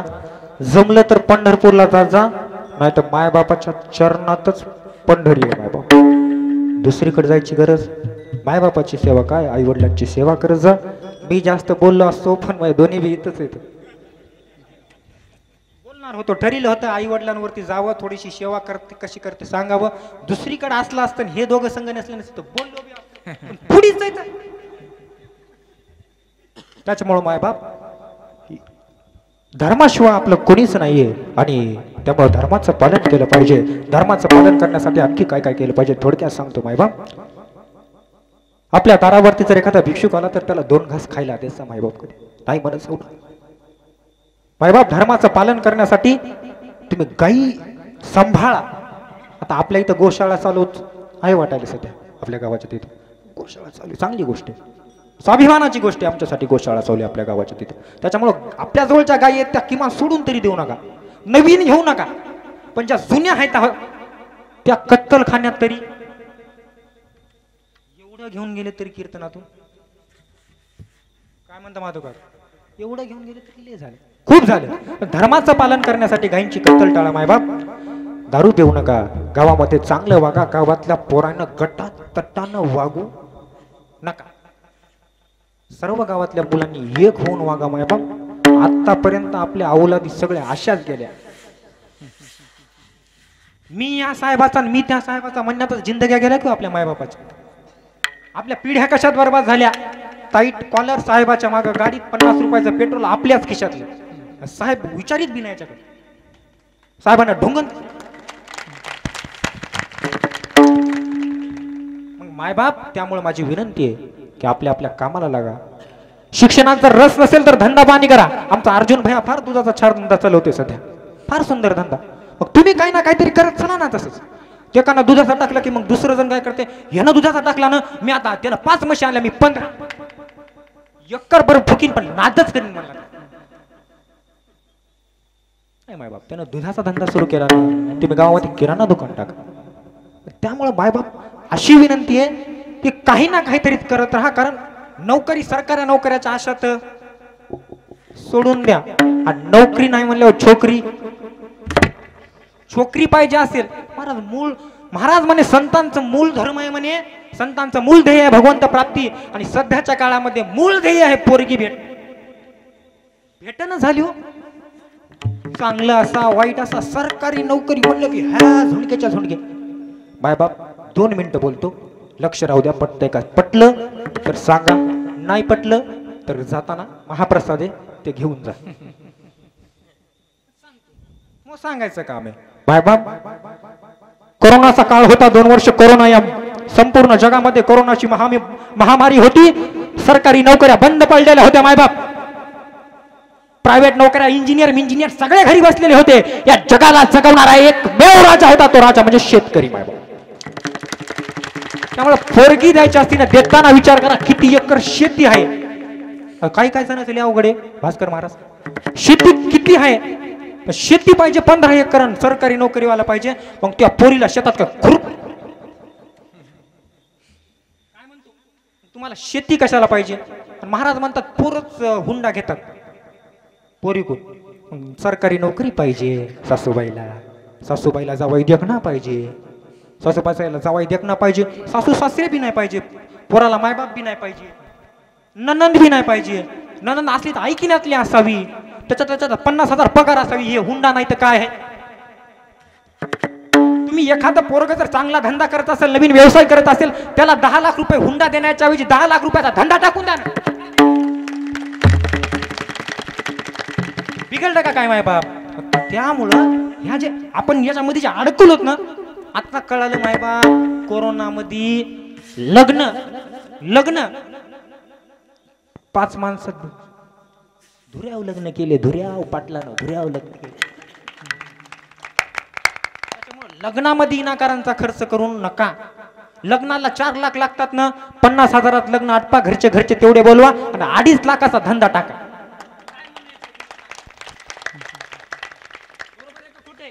मग मायबाप विनाकारांच्या शान शोकामध्ये जाऊ नका.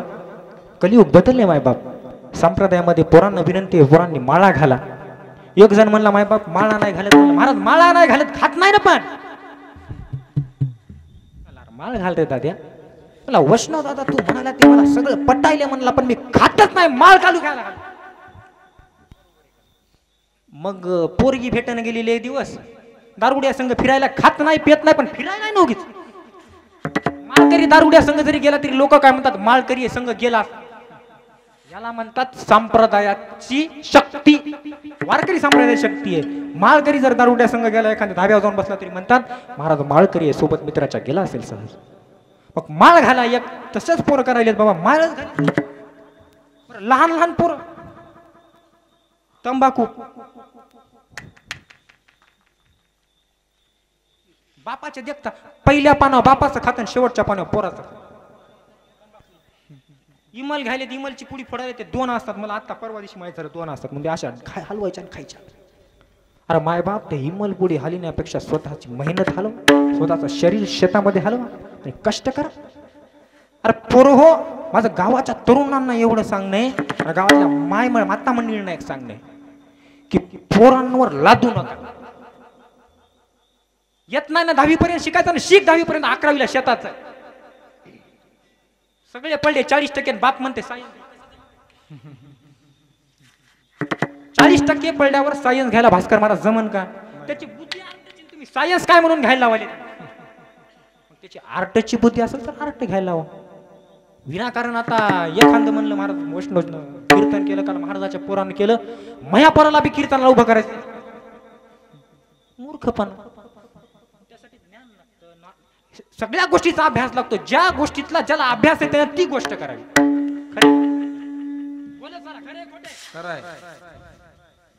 मग त्यामुळे सांगतो माय बाप, यावनी तर जन्म पुन्हा पुन्हा भेटणार नाही बाबू. एकदाच जन्म.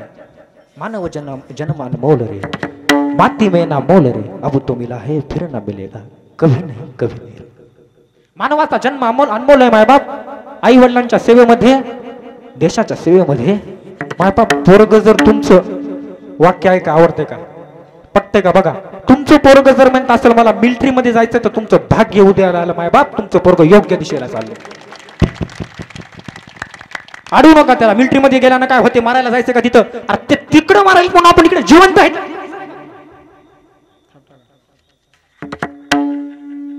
तिकडं मारायला येतं म्हणून आपण. एक जण म्हणला माय बाप, महाराज म्हणला, दादा म्हणला व्याख्यानाला गावात आले म्हणलं, आमचं पोरग जर आमचं ऐकीत झालं. म्हणलं झालं काय, झालं काय म्हणलं, नेमकं व्हायले काय नेमकं तुमच्या पोराला. तर म्हणला माय बाप, मुलगा आर्मीत जायचं म्हणायला, एकुलते एक पोरग आहे माय बाप. आणि कशामुळे धडा वाटानं म्हणलं नाही मेलं तर काय करावं म्हणे. मग तिथं मारणाऱ्या दुसऱ्याच्या सैनिक जमतात तुम्हाला. दुसऱ्याचे पोरं मेले तरी चालतील. छत्रपती शिवाजी महाराज जन्माला यावेत पण दुसऱ्याच्या घरात, आमच्या घरात नाही. आमचं चालू द्या. खरे का खोटे माय बाप. यामुळे जर तुमचा मुलगा म्हणत असेल आर्मीमध्ये जायचंय, एक थोडासा प्रसंग सांगतो माय बाप. कर्नल महाडिक म्हणून यांचा काही दिवसांपूर्वी मृत्यू झाला. त्यांच्या परिवारावरती शोककळा पसरलेली होती माय बाप. कर्नल महाडिकांच्या आणि त्यांच्या पत्नी स्वाती महाडिक. 2 महिन्यानंतर स्वाती महाडिकांना विचारलं तुम्हाला काय करायचं या समोर, तुम्हाला शोककळा पसरली. तेव्हा स्वाती महाडिकांनी काय उत्तर दिलं बघा. स्वाती महाडिक म्हणतात माझ्या पतीची, देशाची अपूर्ण राहिलेली सेवा करण्याकरता मला मिलिटरीत भरती व्हायचं. मेरी गलियों में चला कर नफरतों की गोलियां, कुछ तेरे दुल्हनों की डोलियां. मेरी गलियों में चला कर नफरतों की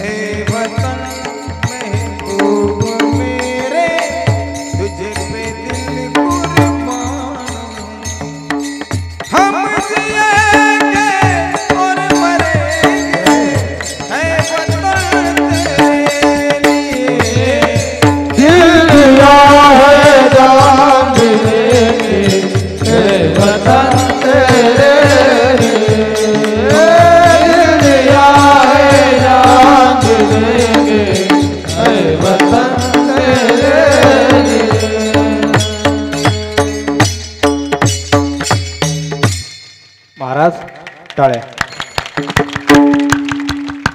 आता जागे झाले. पहिले टाळ्याच वाजले, टाळ्या म्हणावं लागलं. काय जादू आहे महाराज आवाजामध्ये.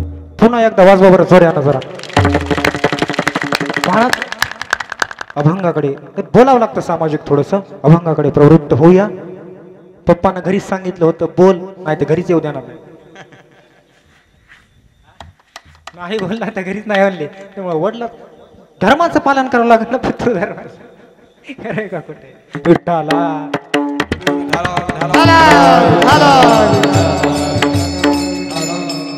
मायबाप तुकोबाराय म्हणतात, जर पाखंडी आला तर तीक्ष्ण उत्तरांनी त्यांचं आम्ही खंडन करूया. आणि तुकोबाराय सांगतात तीक्ष्ण उत्तरांनी आम्ही त्या पाखंड्यांचं खंडन करूया. जय जय विठोबा रखुमा.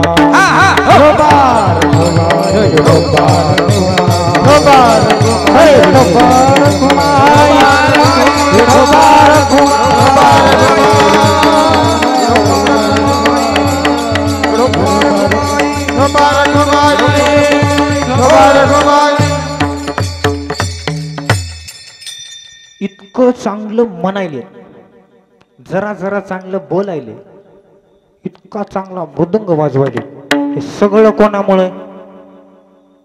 साऊंड सिस्टीम हनुमान सोगे आमचे सिंगणापूरचे. जोरदार टाळ्या होत्या त्यासाठी. फार सुंदर बाई. आणि असंच पोरायला सहकार्य करत राहा. आणखी तारीफ करतो 2000 कमी. सोगे पाटील नाही जमत नाही विठ्ठला.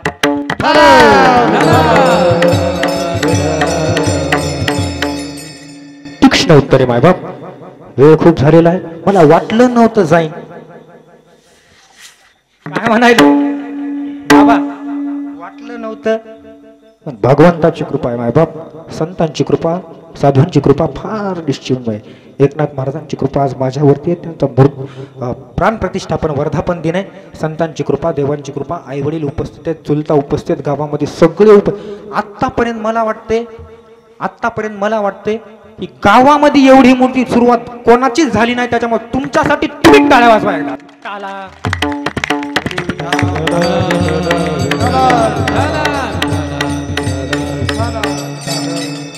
मायबाप तुकोबाराय म्हणतात, तुकोबारायांच्या शब्दांकडे प्रवृत्त होते. तीक्ष्ण उत्तरे, जशी परिस्थिती तसं उत्तर असलं पाहिजे मायबाप.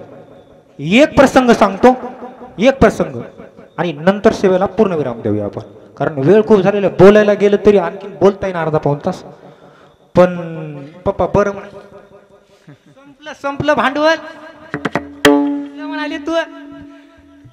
मायबाप एक प्रसंग घेऊयात आणि एक प्रसंग घेतल्यानंतर आपण सेवेला पूर्ण विराम देऊयात. तीक्ष्ण उत्तरे, जसा पुढचा तसं उत्तर. पुढचा जर आपल्याला बोलत असेल तर आम्हा घरी धन, शब्दांचीच रत्न, शब्दांचीच शस्त्र यत्न करू. आम्ही शब्दांची शस्त्रे वापरू मायबाप. आमचे बाबा, आमचे चुलते फार सुंदर सांगतात, गुळानं मरत असल्यावर ईख वापरायची गरज,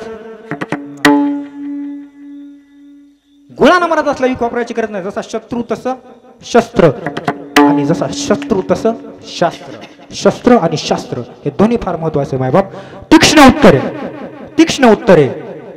तुकोबाराय म्हणतात तीक्ष्ण उत्तरे पाखंड्याचं खंडन करण्याकरिता आम्ही देऊ. एखादा जर समजा काय बोलले तो तुकोबाराय, तुकोबारायांचे शब्द काय, कोणाचीच भीड धरली नाही तुकोबाराय, कोणाचीच भीड धरली नाही. तीक्ष्ण उत्तरेवरती 2 मिनिटं बोलूया. जसं शत्रू तसं शस्त्र. थोडक्यात सांगतो मायबाप. त्या महाराष्ट्राच्या नंदनवनाचं रणांगण झालेलं होतं. लक्ष राहू दे, इकडे पहा सगळ्यांनी, पर हो इकडे पहा. या महाराष्ट्राच्या नंदनवनाचं रणांगण झालेलं होतं. गोकुळाचं स्मशान झालेलं होतं. कित्येक सुखे संसार होरपळून गेलेली होती. आगीच्या लटवांमध्ये सुलतानी सत्ता या महाराष्ट्रात आलेली होती. या महाराष्ट्रामध्ये सुलतानी सत्ता आलेली होती मायबाप. आणि छत्रपती शिवाजी महाराजांनी याच महाराष्ट्राच्या रणांगणाचं नंदनवन केलं, याच महाराष्ट्राच्या स्मशानाचं गोकुळ केलं. आणि आता स्वराज्य सुखानं नांदू लागलं. आदिलशहाच्या दरबारामध्ये, आदिलशहाच्या दरबारामध्ये सर्वांची बैठक ठरली. बडी बेगम, बडी बेगम म्हणजे कोण? अली आदिलशहाची आई. बडी बेगम म्हणते, मारा कौन लाएगा शिवाजी को. जिंदा या मुर्दा, हिंदीमध्ये बोलणारे असं बोलतात. जिंदा या मुर्दा कसं? शिवाजीला कोण आलेलं? प्रत्येक जण कोणी डोक्यावरती पडून आलं तर कोणी पाठीवरती पडून सह्याद्रीच्या रांगांमध्ये आलं होतं. पाषाणाचा सह्याद्री नेहमी मावळ्यांच्या पाठीशी राहिला मायबाप.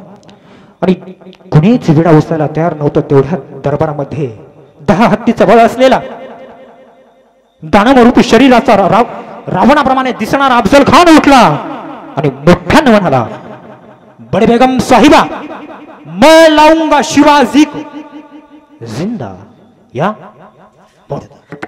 आणि अफजल खान निघाला. हजारांची फौज घेऊन अफजल खान निघालेले, हत्ती घोडे सर्व घेऊन स्वराज्यावरती संकट आलेले. तीक्ष्ण उत्तरेवरती नेतो तुम्हाला. स्वराज्यावरती संकट आलेले मायबाप. कोल्हापूर माता भवानीचं स्थान, जगदंबेचं स्थान. माता भवानीच्या मूर्तीची विटंबना केली मायबाप. अफजल खानाने विटंबना केली. कित्येक सुंदर तरुण युवतींना हातानं ओढून अफजल खानाच्या शामियान्यात नेण्यात येऊ लागलं. त्यांच्यावरती अतिप्रसंग करण्यात येऊ लागले. कोणाची मनगट धर. शेतकऱ्यांच्या घरातील शेतसारा म्हणून सर्व धान्य लुटलं जाऊ लागलं. ज्या महाराष्ट्रामध्ये मंत्र पुष्पांजलींचा वर्षाव व्हायचा, त्याच महाराष्ट्रामध्ये हाडामासांचा सैतानी हसूंचा वर्षाव होऊ लागला मायबाप. आणि पंढरपूरकडे वळले आणि छत्रपती शिवाजी महाराजांनी गनिमी गावा टाकून अफजल खानाला पंढरपूरच्या बाजूने जायला लावलं. पंढरपूर लुटू दिलं नाही. महाराज अफजल खानांचा हेतू मंदिर लुटण्याचा, धर्माची विटंबना करण्याचा हेतू असताना छत्रपती शिवाजी महाराज आजचं काही खरं नाही आता, असं सर्वजण म्हणू लागले. तीक्ष्ण उत्तरेकडे न्यायचे तुम्हाला. उत्तर कसं दिलं पाहिजे पट पट पट पट पट सांगतो. सगळा प्रसंग तुम्हाला माहित आहे. शिवाजी महाराजांनी वकील पाठवला. दोघांचे तह झाला आणि प्रतापगडाच्या पायथ्याशी छत्रपती शिवाजी महाराज आणि अफजल खान यांची भेट ठरली. प्रतापगडाच्या पायथ्याशी भेट ठरली. वार ठरा, काळ ठरा, सगळं काही तुम्हाला माहित आहे. फक्त मला तीक्ष्ण उत्तरे, जसा शत्रू तशी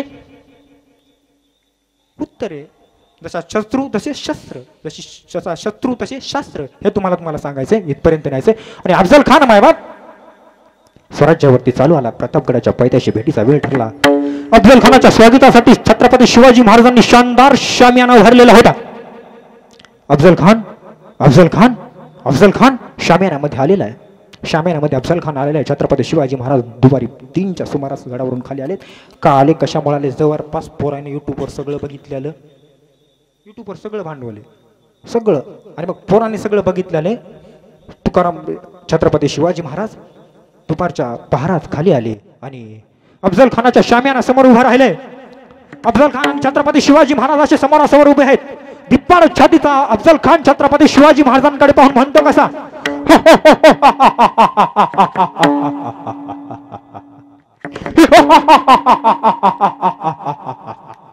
आओ शिवाजी आओ, हमारे गले लग जाओ, आओ आओ. आणि छत्रपती शिवाजी महाराजांनी आणि खानाने एकमेकांना आलिंगन दिलं. खानानं दगा केला, कट्यार काढली. छत्रपती शिवाजी महाराजांच्या अंगावरती मारली. अंगार कापाटला. खर्र खर्र खर्र आवाज झाला आणि खान कैवरला. छत्रपती शिवाजी महाराजांनी हातातला बिचवा काढला. खानाच्या पोटात खुपसला. एका हातात वाघनख होती. वाघनखांनी खानाचा कोतरा बाहेर काढला. तेवढ्या सय्यद बेंडानं पाहिलं आणि छत्रपती शिवाजी महाराजांवरती वार केला. शिवाजी महालेमध्ये आले आणि तो वार अंगावरती घेतला आणि इतिहास तुटला. होते हाती घेतली तलवार, केला दुष्टांचा संहार. हाती घेतली तलवार, केला दुष्टांचा संहार. हाती घेतली तलवार, केला दुष्टांचा संहार. हाती घेतली तलवार, केला दुष्टांचा संहार. अरे त्या आपल्याचा कोथळा यानं काढीला बाहेर.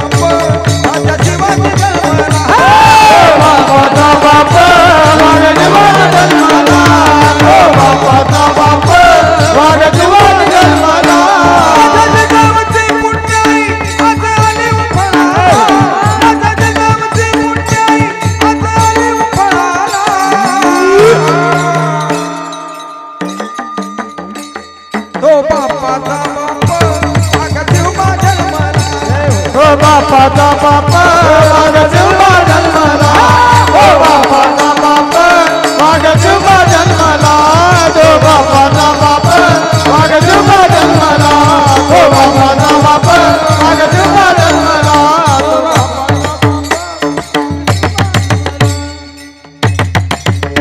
महाराज आतापर्यंत वाघनक नावाचं शस्त्र, वाघनक हे शस्त्र अनोखे, वाघनक अनोखं शस्त्र आहे मायबाप. कुठून आणता हो इतकं? भगवंतांची देण आहे मायबाप. शस्त्र अनोखे, वाघनोखे आणि वाघनक हे शस्त्र अनोखं. जसा शत्रू अफजल खान शत्रू छत्रपती शिवाजी महाराजांनी बघितला तसा शस्त्र शिवाजी महाराजांनी वापरलं. अगदी त्याचप्रमाणे तुकोबऱ्याने देखील जसा समोरचा शत्रू होता तशा शब्दां आंबाघरी धन शब्दांची तर ते शब्दांची शस्त्रे यत्ने करू. हे करताना तुकोबऱ्यांना एकाने विचारलं, महाराज सांगा म्हणे, जर तुम्ही असं करत असल्याने एखादा मोठा माणूस आला समोर, गावातला सरपंच, गावातला जिल्हा परिषद सदस्य, आमदार तुमच्या समोर आला आणि धर्माचं पालन करणं गेला तर तुम्ही त्याची भीती धराल का? अभंगाच्या 4थ्या चरणात नाही भीड भाड नाही भीड भाड नाही भीड भाड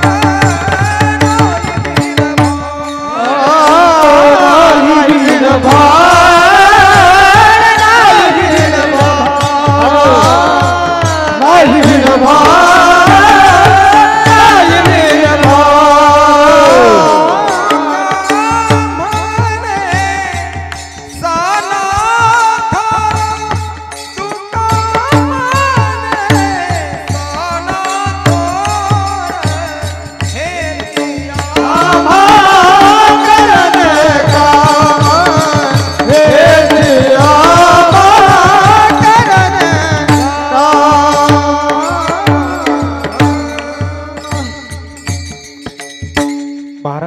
अभंग आहे 4 चरणाचा. थोडासा अभंगाचा व्याकरण सांगण्याचा प्रयत्न करतो. अभंग 4 चरणाचा जितके काही याच्यामध्ये प्रमाण आलेले आहेत, धर्माचे पालन करणे, पाखंड खंडन, हे चम्हा करणे काम, बीज वाढवावे नाम, तीक्ष्ण उत्तरे, हाती घेऊन बाण फिरे, नाही भीड भार, तुका म्हणे साना तोर. हे सगळे काय, हे सगळे विधानार्थी वाक्य. तुकोबांनी विधान केले, आम्ही करतोय तुम्ही पण करा. आम्ही धर्माचं पालन करतो, तुम्ही पण धर्माचं पालन करा. पण धर्माचं पालन करतेवेळी जर तुम्हाला कोणी मध्ये आला तर त्याची भीड धरू नका, भीती धरू नका. आणि या भीडचा दुसरा अर्थ असा होतो मायबाप की त्याची भीड धरू नका. तुमच्या घरचा एखादा अधर्म करत असेल तर आपलं परक असा अंतर बी ठेवू नका, अशी भीड बी धरू नका. बरोबर आहे का? त्यामुळे मायबाप अभंगाला न्याय देण्याचा मी माझ्या अल्पशा मतीनुसार प्रयत्न केला. शिवस्वराज्य मित्रमंडळ आदित्य देशमुख असेल, ज्ञानेश्वर देशमुख असेल, अक्षय देशमुख असेल, कृष्णा देशमुख असेल, प्राणला असेल, सर्व शिवस्वराज्य मित्र मंडळाचे जे कार्यकर्ते आहेत. त्यानंतर कार्यक्रमाला उपस्थित असणाऱ्या एका महत्वाच्या माणसाचं नाव घ्यायचं राहिलं, आमचे लाडके गाथामूर्ती. आम्ही गाथामूर्ती म्हणतो त्यांना. तुकाराम महाराजाची गाथा मुखत गते, टाळ्या वाजवा त्यांच्यासाठी एकदा. आमचे लाडके गाथामूर्ती हरिभक्ती पारायण मधुकर महाराज वावरे करेगावकर यांची देखील कार्यक्रमाला उपस्थिती आली. आणि ह्या सर्व लोकांचं मी काय वर्णन करावं. बज पांबरा हे काय थोरपण, पायाची वाहन पायीवरी. त्यामुळे झालेली सेवा, आतापर्यंत केलेलं सर्व पुण्य झालेली सेवा माता पित्यांच्या चरणावरती ठेवतो आणि सेवेला पूर्ण विराम देतो. ज्ञानेश्वर